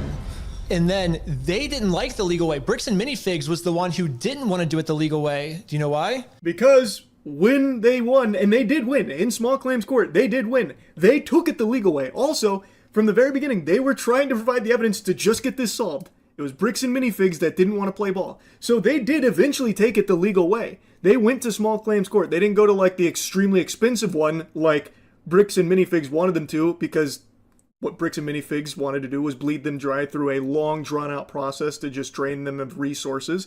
So instead, they went to small claims court, and Reckless Ben, he did win against them. And how did Bricks and Minifigs respond? They shut down that location. So they didn't even pay him what they owed from the small claims court. They instead just shut down operations on that location, thus leaving him high and dry, as well as Brian and the Legos. So yeah, I don't know, Bricks and Minifigs. It sounds like it really wasn't the legal way that you were wanting, was it? So that wasn't much of an option. Public pressure was the only productive way to get any kind of attempt to try and help Brian here get his Legos back. But still, that hasn't happened. So instead, what's happening is people are being alerted to the very awful business practices of this company. Like, again, the lack of professionalism as well from the people in charge is fucking alarming. The way that Josh, one of the owners there, of that location, just keep calling this guy stupid, cussing at him, swearing at him, fuck you, man, that kind of stuff. Everyone's seeing it now. So Bricks and Minifigs looks like a terrible fucking business. And they have still not given Brian's Legos back, even though they did go through the legal way. Doing whatever they can to silence criticism. And if you don't believe me, watch part 2. Moving forward together, our position remains simple. Bricks and Minifigs Corporate was not a party to the unauthorized Salem consignment agreement. Wait. But they were a party in the theft of the Legos. Any legitimate claims should be resolved through the proper legal channels where facts can be evaluated fairly. And we already did that. Yep. So, facts. Bricks and Minifigs keeps trying to alt by saying the facts, that kind of thing, but the facts betray them. Even their own defense isn't watertight because they keep bringing up that they don't take on the consignment, which, again, it's on video of the guy saying, yeah, we take it on, but if that's just, if that's horseradish, fine, you don't take on consignment, but then you knowingly have inventory that was taken through this consignment and you are not giving it back even though the owner of it is requesting it. Thus, you are taking this inventory that you don't have a right to and selling it and not paying for it. That sounds like it's stolen. That's an immutable fact. That is not like a doctored piece of video or anything like that. That is a provable fact that there was a consignment and he gave the inventory to the store. They had it. They were actively marketing it, so they definitely had the product. They were selling the product, it seems, based on all evidence. And now, according to Bricks and Minifig, they don't do consignment. Thus, Why the fuck aren't they giving him his Legos back? What sense does that make? These are the facts. We ask our fans and creators to consider the human impact of the content they share. Fairness is a two-way street. It requires looking at the full picture and respecting the rights of unrelated small business owners and their staff. I mean, shouldn't they care about people below them? This doesn't say how they're moving forward. Moving forward should be, let's give Brian his Legos back, right? That should have been the first sentence. That's absolutely right. Instead, this is more just like a sad song. Guys, come on, we ordered some French fries. Why is no one shedding any tears for us? Think about the human impact. There's humans here. And by the way, in the video, we heard from some of those humans. They're really rancid. They're really rude, mean people that Ben was interacting with. Off rip, too, by the way. Like, it's not like they were goaded into it. When Ben was just asking very simple questions at the beginning, they were instantly snapping and saying that that he's harassing them. I don't know, not really great people there at the top of the food chain at Bricks and Minifigs that I've seen. And also, considering the human impact, what about Brian's father? You have his fucking Legos. His life's work. He built that up over the course of so many years of his life, growing it into what it became, worth multiple hundreds of thousands of dollars. His pride and joy, and it was money that the family could have really utilized in his time of bad health. So what about the human impact there, Bricks and Minifigs? What the fuck? Like, you are the last place that should be trying to appeal to, like, humanity, please. When you have his Legos and are still refusing to give them back or pay for what you've sold from his collection. It's ridiculous. And in their response, they don't explain why they're keeping the Legos. They don't address that at all. So you don't do consignment. Why are you keeping the Legos? Why are you selling those Legos? And why are you not giving them back to the owner? If you don't do consignment, you shouldn't have them. Explain your side. You didn't. Instead, they just keep relying on like this nothingness. Like they're not even defending themselves is the thing. Because what they're doing is indefensible. So their response was fucking terrible. Anyway, I just had to do a follow-up once I saw that they responded. Anyway, that's really about it. See ya.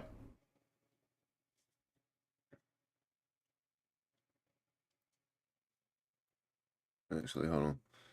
Go ahead and start stretching out a little bit here. I have to do a follow-up to the video earlier today covering... We ain't gonna watch all this. Yo, what's up, bro?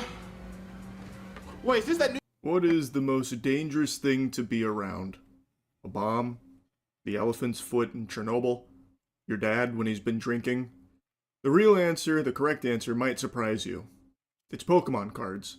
There is nothing more dangerous than Pokemon cards. If you have one in your hand, you need to be just sprinting to a safe zone.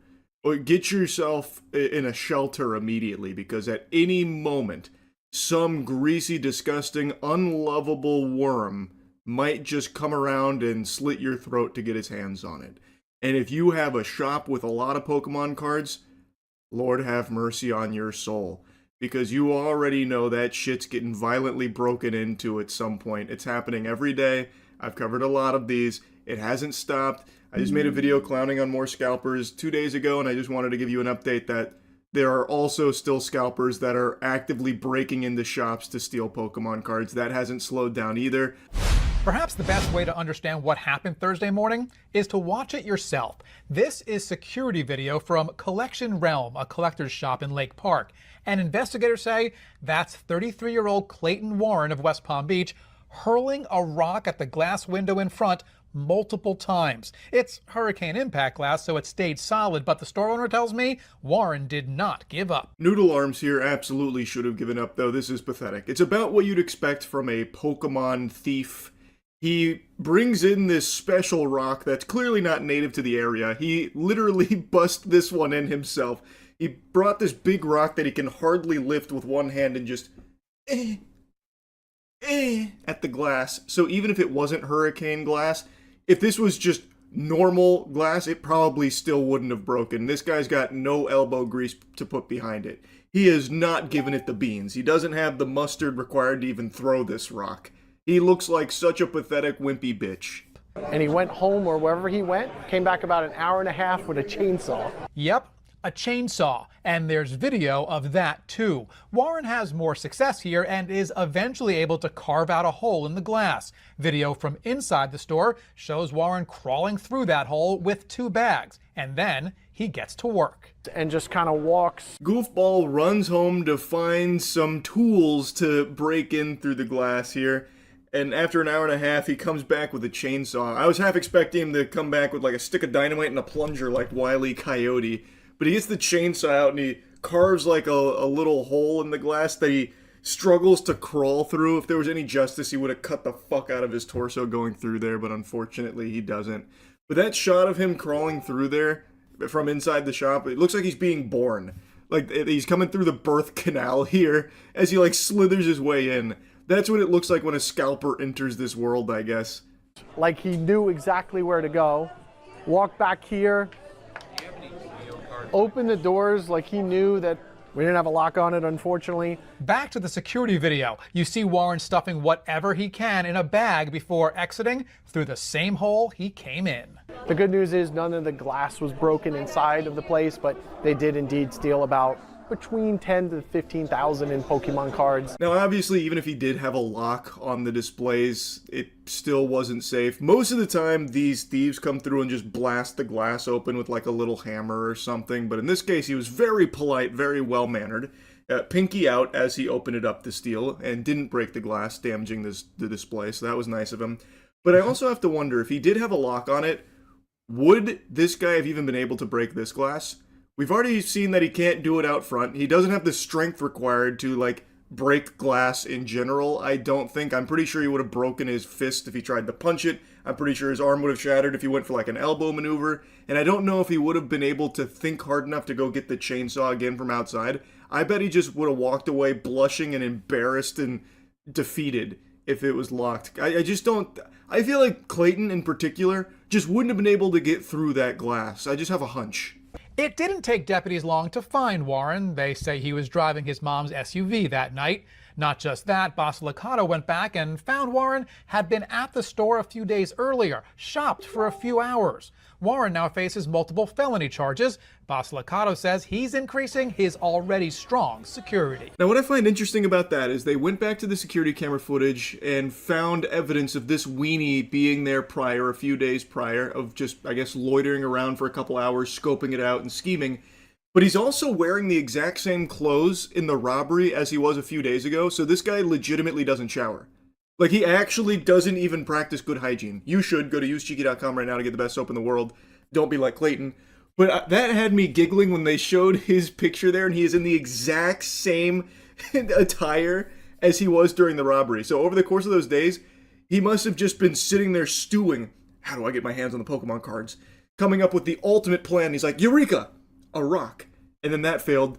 Drove back home, hit the drawing board again, maybe a quick goon session, and then returned with a chainsaw, all while wearing the exact same clothes that he was in the store with a few days prior. So this guy genuinely just doesn't even bathe. That's fucking beautiful. That is so on brand for these unlovable, degenerate, violent losers. Well, Mark, the entire incident lasted under 3 minutes, with the thief seen going in and out of the store twice. The owner tells me he got away with products that will be difficult for him to replace.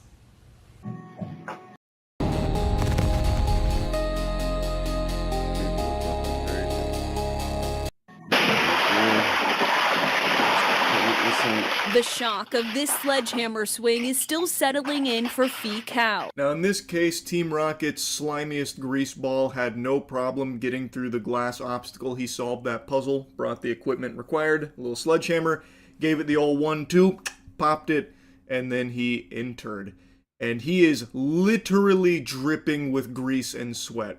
Just from taking one look at this guy, I know for a fact Reddit is in his DNA. He Reddit's hard as fuck. It does really hurt that, you know, a part of what I've worked for and what I've grown with, it was just taken overnight like that. The owner of Bussin' or Bustin' Trading Card Lounge shared this surveillance video from last Tuesday with 12 News, showing a man with long brown hair smashing his way inside the shop. And looking super cool while doing it. Holy, is that a suave, gentle sir right there, milady? Oh my god, that is style right there. Dude just finished his shift, clocking in hours moderating the r/Sync Pissers subreddit, and he said, you know what? I've earned this. I'm gonna go steal some Pokemon cards, baby. And so he did. Man could be seen swiping nearly $7,000 worth of Pokemon and Yu-Gi-Oh! Trading cards off the shelves and into a container. Making 2 trips back in and out, and they're gone just like that. A rare instance of someone taking Yu-Gi-Oh! Cards as well here. So his gluttony knows no bounds. He was actually just windshield wipering everything he could from the shelf to put into his bin there. I don't think he was, like, aiming for the Yu-Gi-Oh! Cards because no one's really scalping Yu-Gi-Oh! It doesn't really work with all of, like, the reprints that go on. It's kind of scalp-proof, which is great for people that actually play Yu-Gi-Oh! And collect Yu-Gi-Oh! But this guy, I think, was just kind of, like, in a panic and a frenzy and just started taking everything that was sealed there. Now, unfortunately, unlike Clayton, this ne'er-do-well hasn't been caught yet, so I urge any of you out there in the Tempe area, if you smell something really stinky, a foul Methodist, I would recommend at least following it a little bit to see if it leads you right to this guy. No doubt he's leaving stink fumes throughout the Tempe area, so if you see him, report him to the police so he can be brought to justice. Anyway, this is just 2 of, like, the latest robberies that I've seen, but I'm not exaggerating when I say every single day there is a card shop being broken into by these fucking violent psychopath degenerate scalpers. And I mean that. I know it sounds like an ASPCA commercial, like every day, you know, an animal is suffering.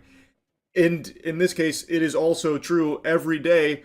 These card shops that are just owned by normal people, family businesses for the most part, are being broken into by these scalpers every day. It is genuinely happening every single day. It's so fucking out of control. Anyway, I just wanted to let you know that hasn't slowed down either. It is still just complete pandemonium and chaos over Pokemon cards. Shit super sucks. That's really bad. See ya. Suffer as I have suffered. Die. Foolish scum. Take the venom. There's still time for you to surrender. Die. Fight poison with poison. Take the venom. Suffer as I have suffered. I will give you the death you seek.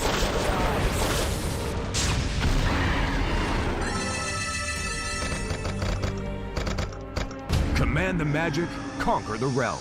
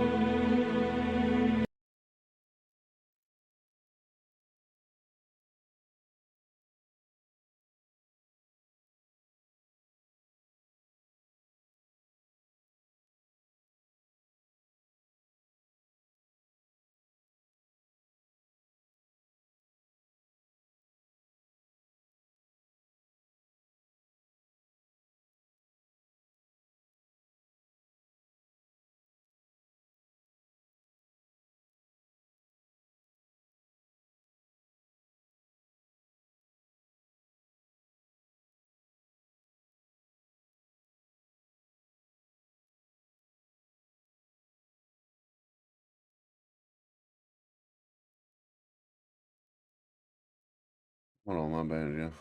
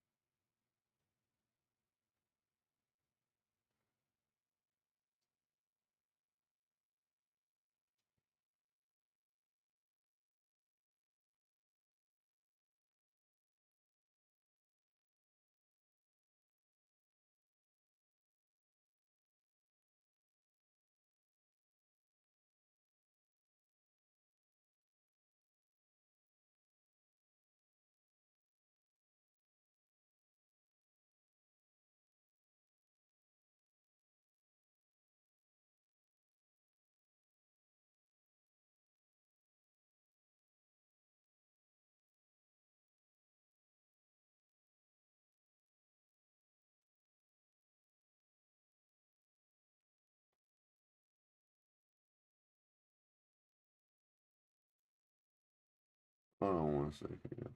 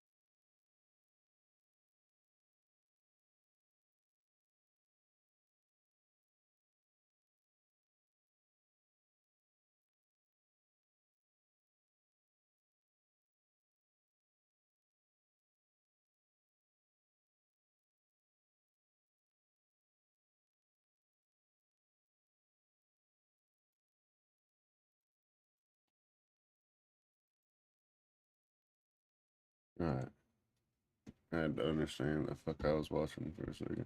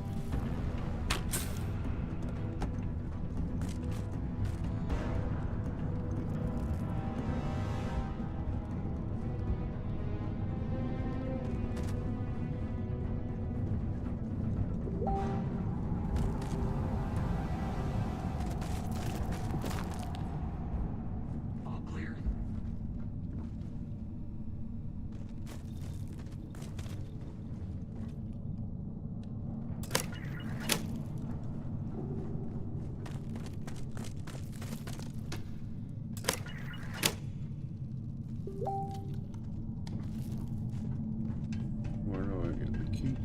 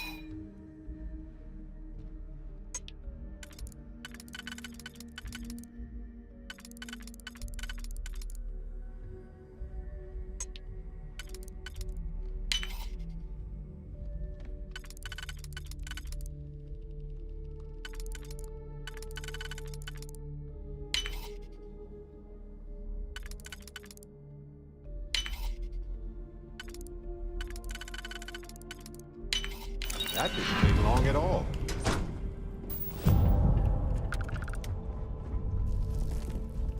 Hold up. Listen. Get back that kid. Gone. I hate it when this happens.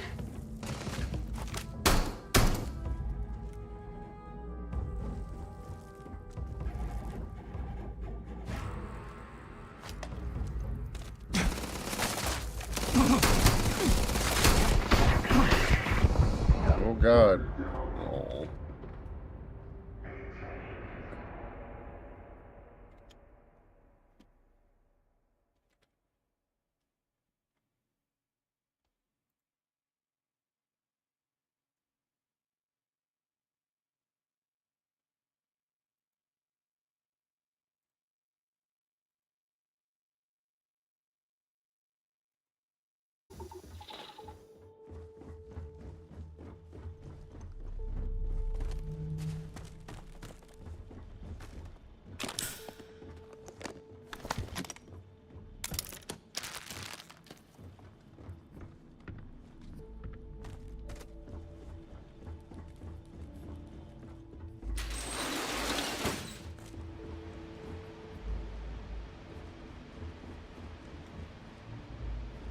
defensive positions.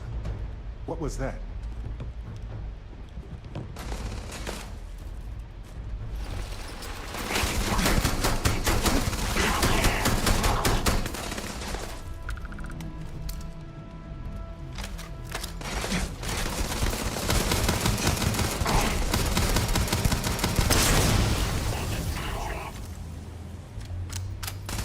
Did you see that?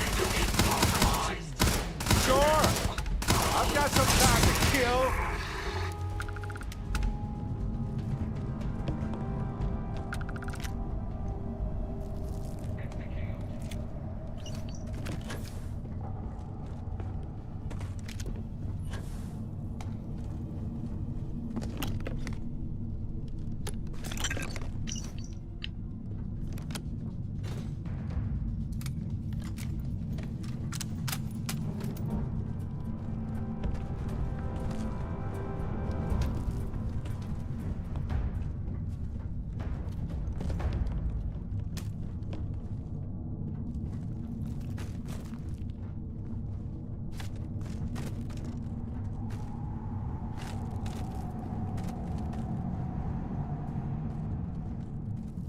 Secure.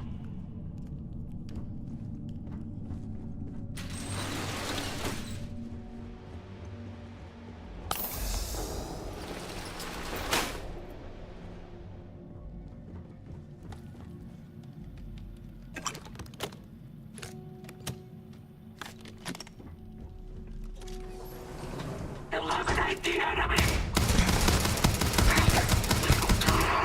Heading to reinforcements. Go. All yours.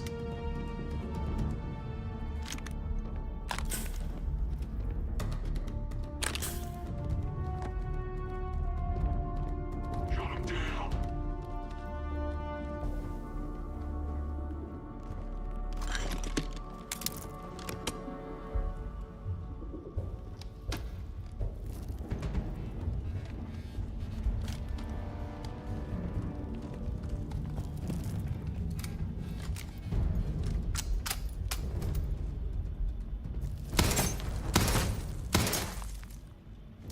Searching.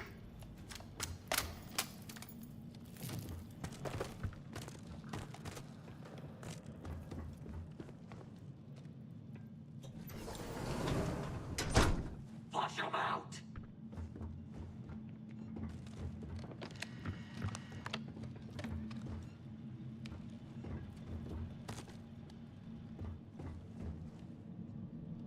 Search the perimeter.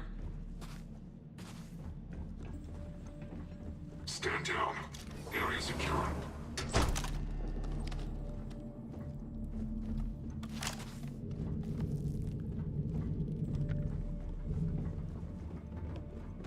New commands? Not yet. Just be ready. Affirmative.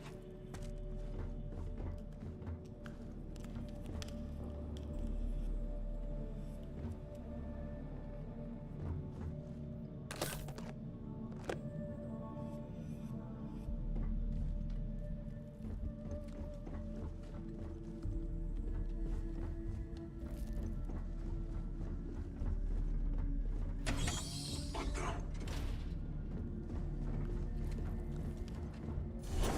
What is that? Shoot to kill.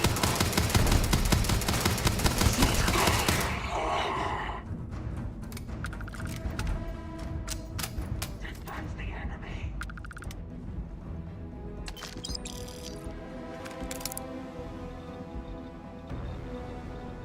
Secure the area. Oh, I love this part.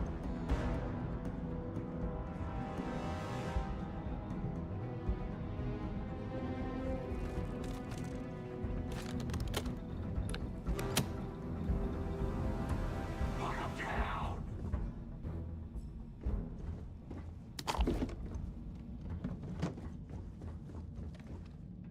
Scan the area.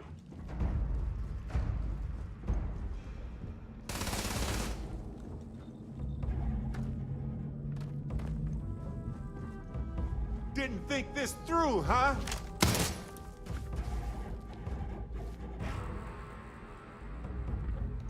Investigating.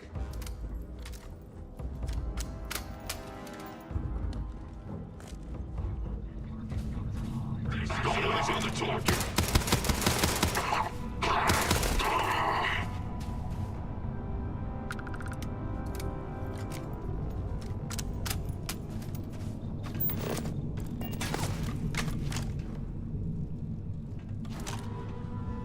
Oh, good. My turn.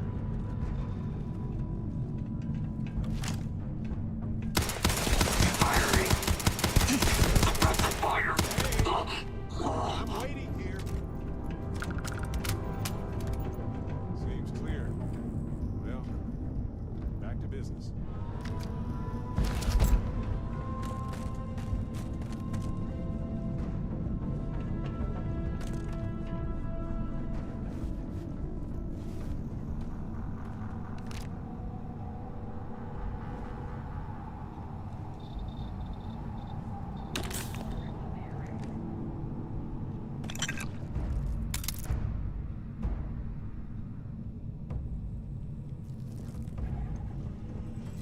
Stand down. Area secure.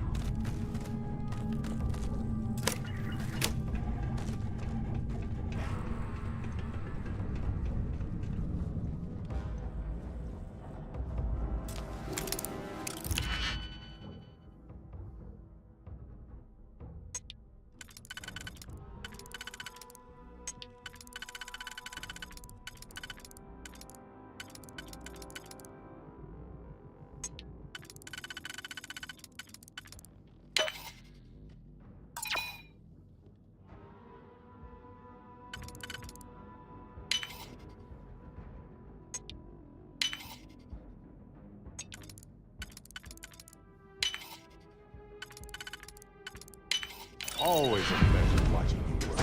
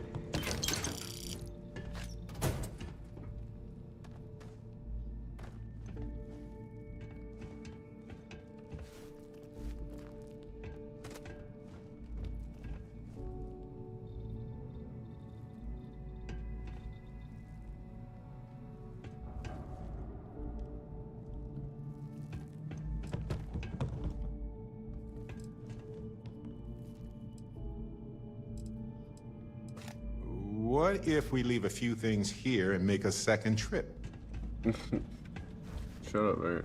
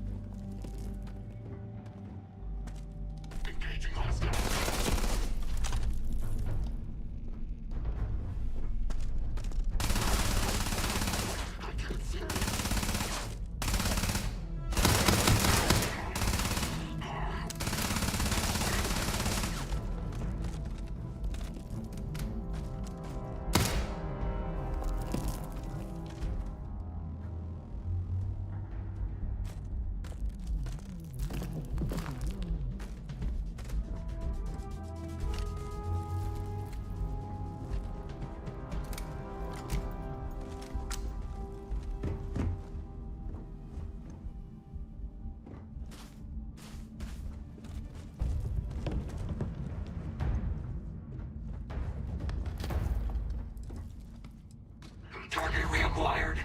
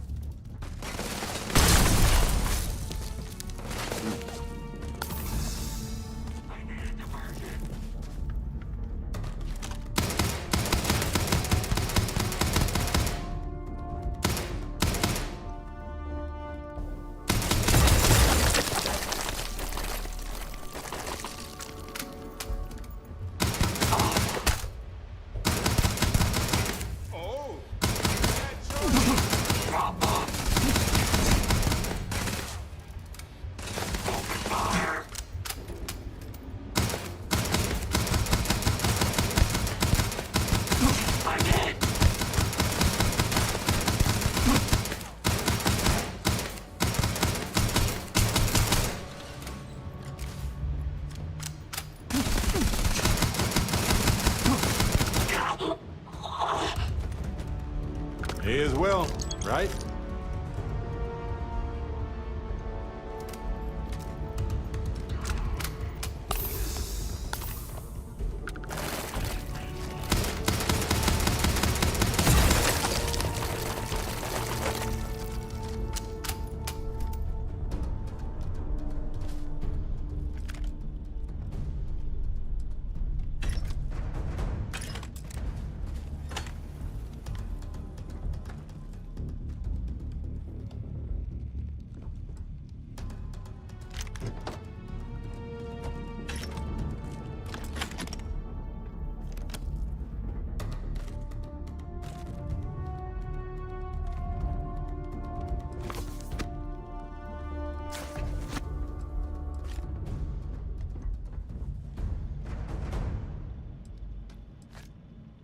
Enemy fled.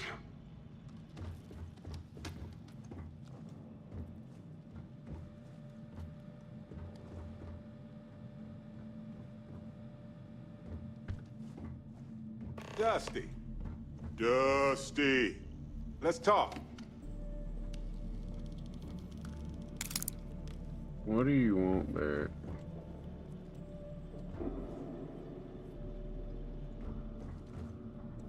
Hey, so I'm really enjoying our time together. Thought you should know. It's been a long time since I worked with someone so closely. I didn't realize how much I missed it. And you haven't stopped me from looking into this stuff with Irvin either. So, thank you.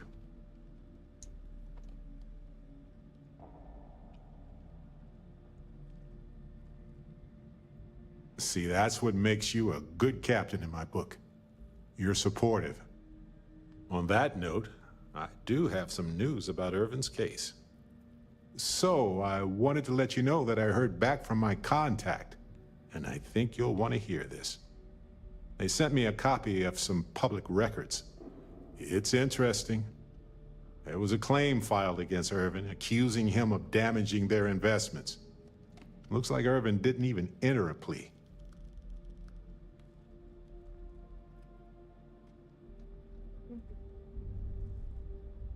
Okay.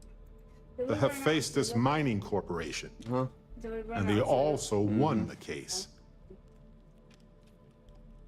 We'll get some more tomorrow at some point. Some of Irvin's paychecks were seized, as well as any assets that weren't under joint ownership. Well, if it was Irvin, I do want to understand that, because I just can't believe it. Anyway, this mining corporation, Hephaestus, sued Irvin, claiming he irreparably damaged their mine. They said he killed the apex predators in the area around the mine, which led to herd creatures overeating the grasses. That caused the soils to release too many gases too fast, which cost Hephaestus a ton of money.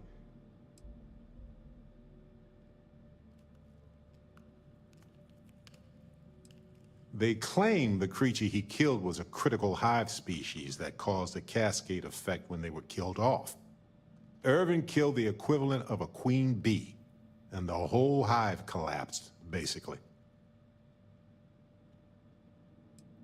It looks like they considered him a no-show and ruled against him. So anyway, according to the court documents, there was a witness for the defense, who was a no-show too. Then Hephaestus won by default. They tried to take his apartment, but because it's in my name too, they couldn't.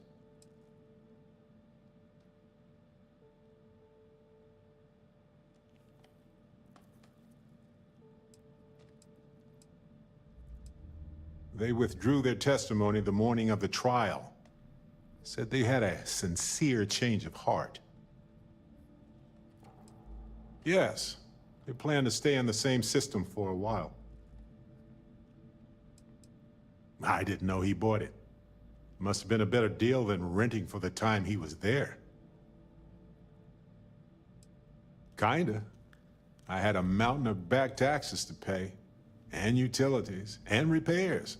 It would have been far better for my pockets had I just donated it to the city.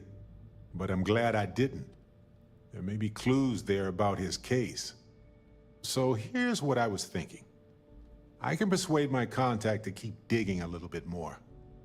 I don't want to press our luck, so I'll just ask them to follow up on one thing. Should I tell them to investigate the company more, or look into the witness instead?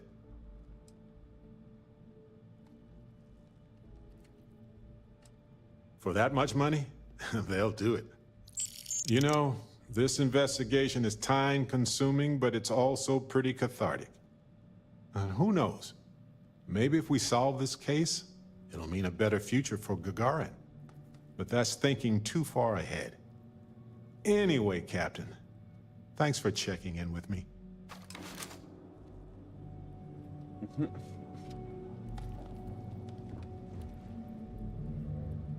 You're carrying a lot. Do you want to take a moment to shuffle things around? Shut up, dude.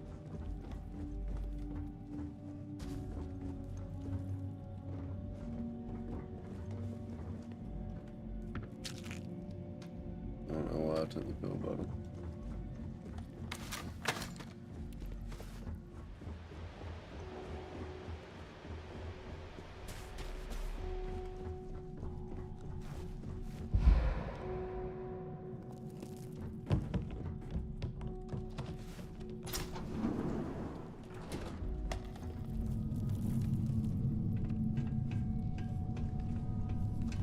What is that?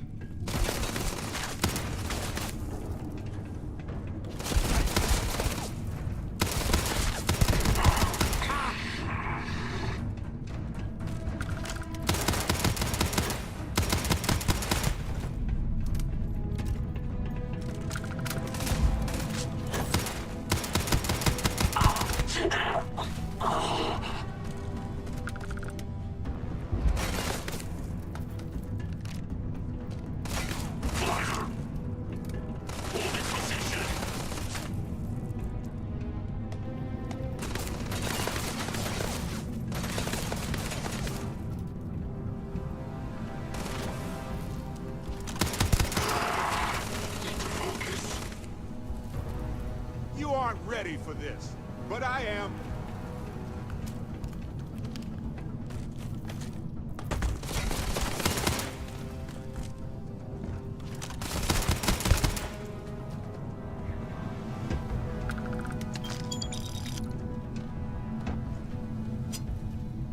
Damn it.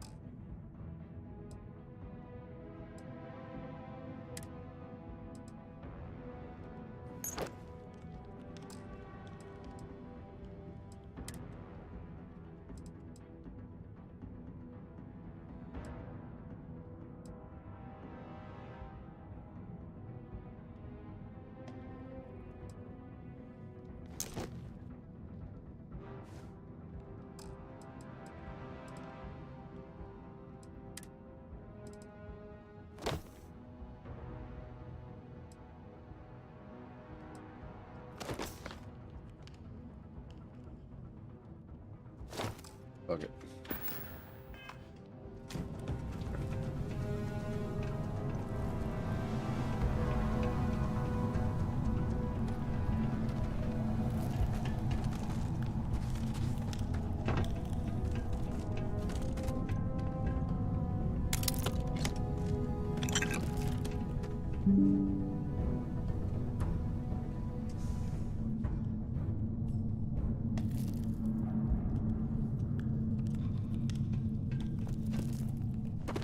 Sweeping.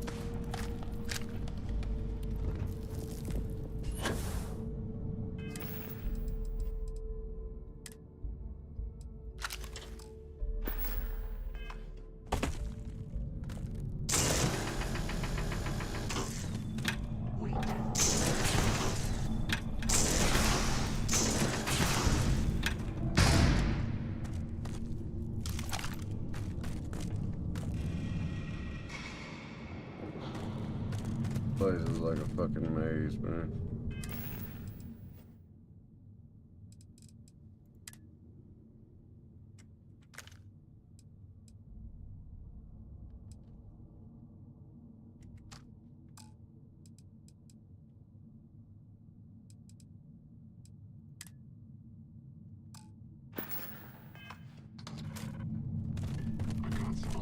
Hey, Captain. Need help with any? Sure. Just let me move something.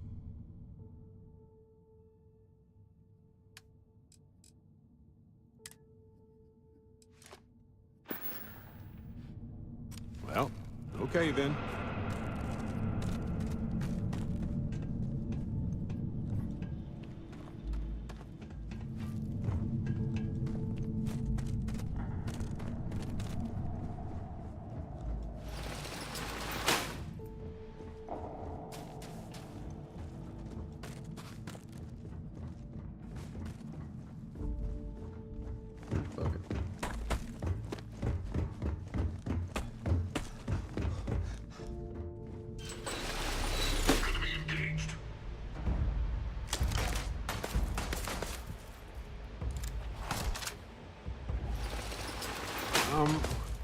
Where'd they go?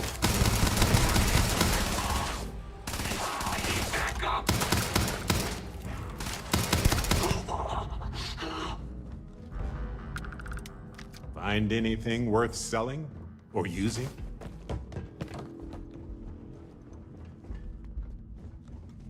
He's just talking shit because he's having to carry my stuff.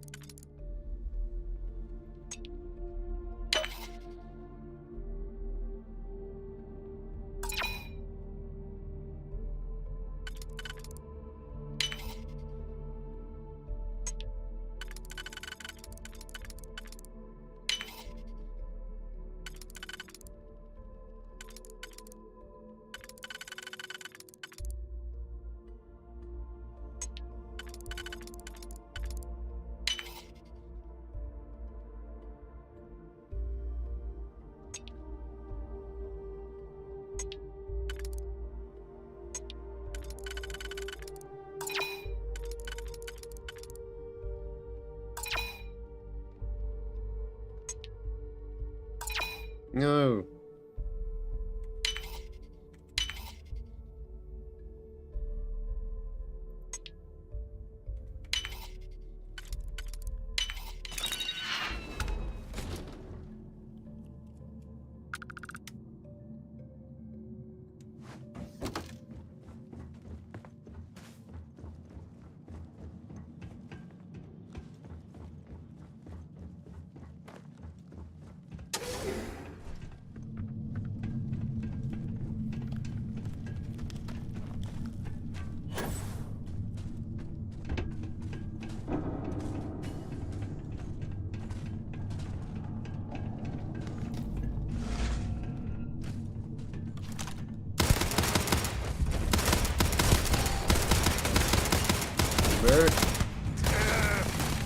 bad word.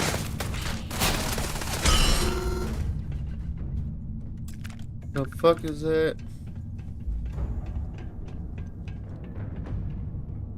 Old Earth shotgun.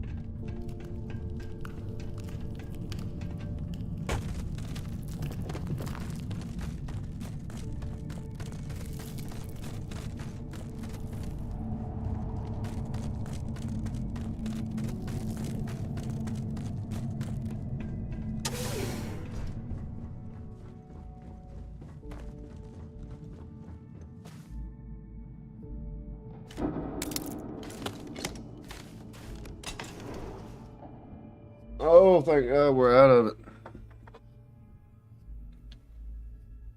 Felt like we were going to be stuck in there forever.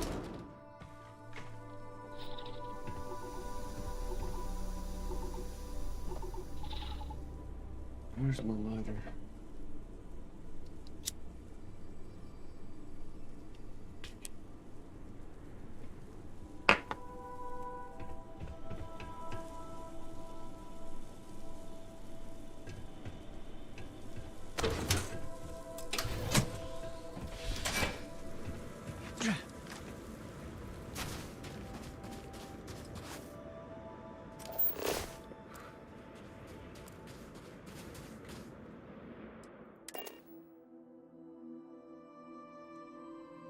Alrighty.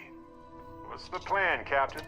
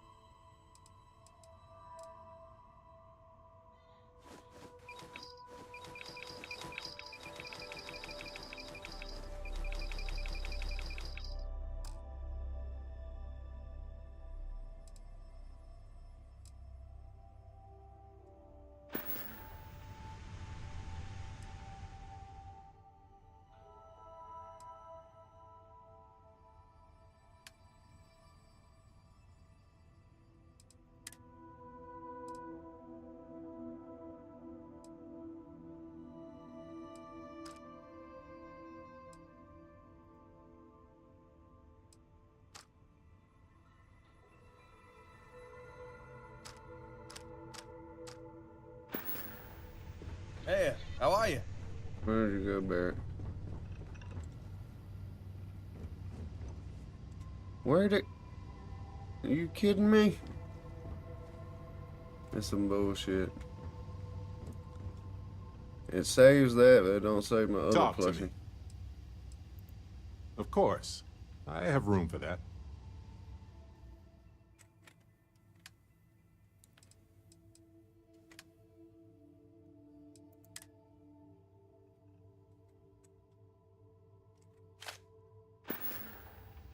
Uh-huh. Where's my light?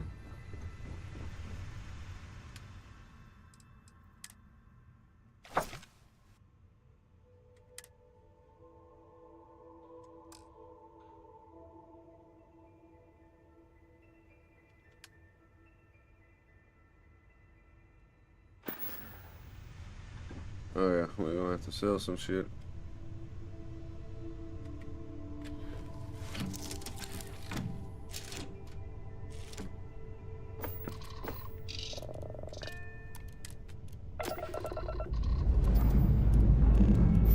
lifting off now.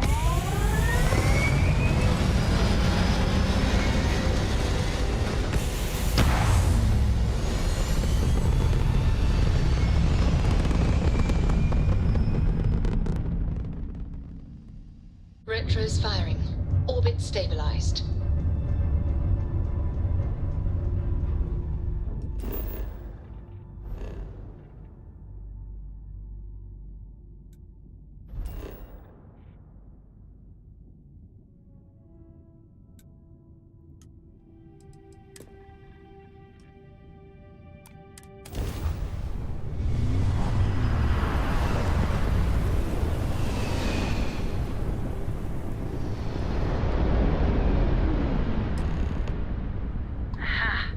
An offering for the Great Serpent.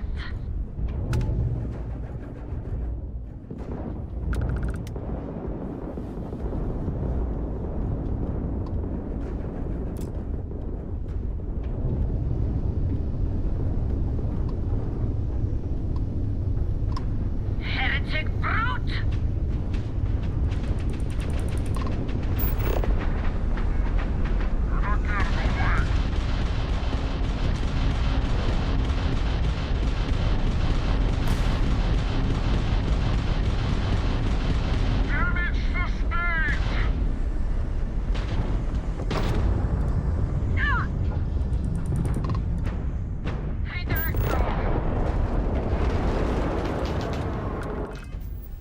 Damn it, you bastard. This is the Freestar Collective vessel. Please respond. We really showed those Maroon Zealots who owns these skies. Scan shows you have some serious defensive capabilities. Next time, give us a hand, alright? Maroon Zealots will tear through you without a second thought. But all's well that ends well. I helped. I just didn't kill him. I was gonna try to steal his ship, you bastard.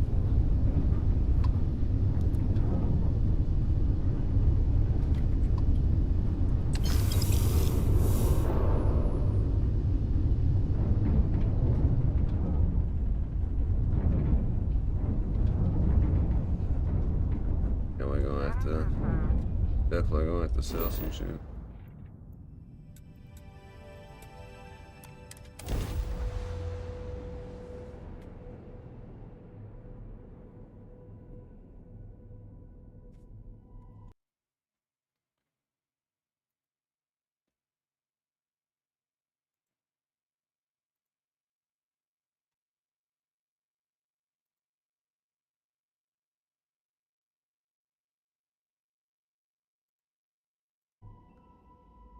Gear looks green, ready to land.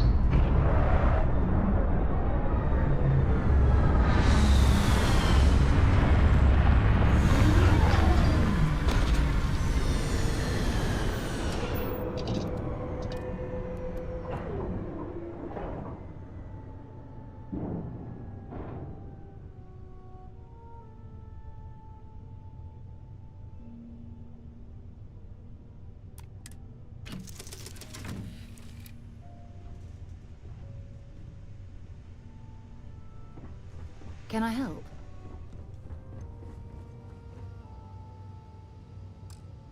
Barrett.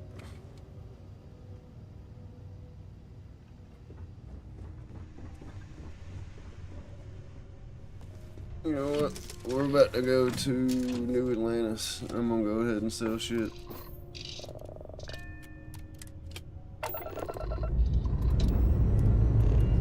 Engines firing. Here we go.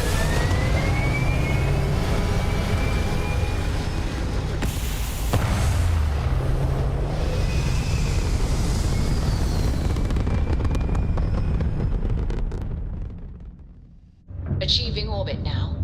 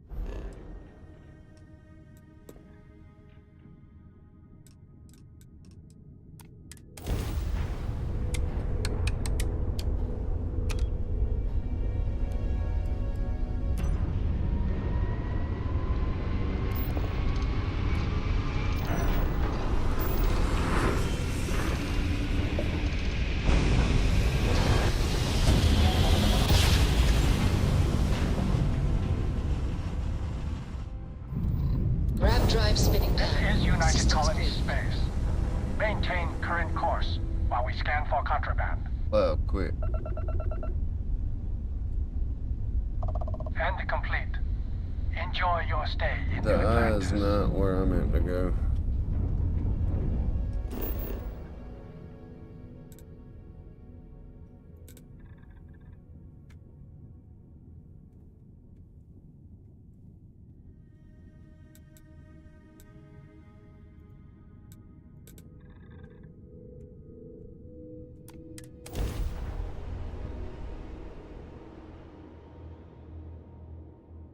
Alright, y'all. I know it was a short stream, but I'm probably gonna call it.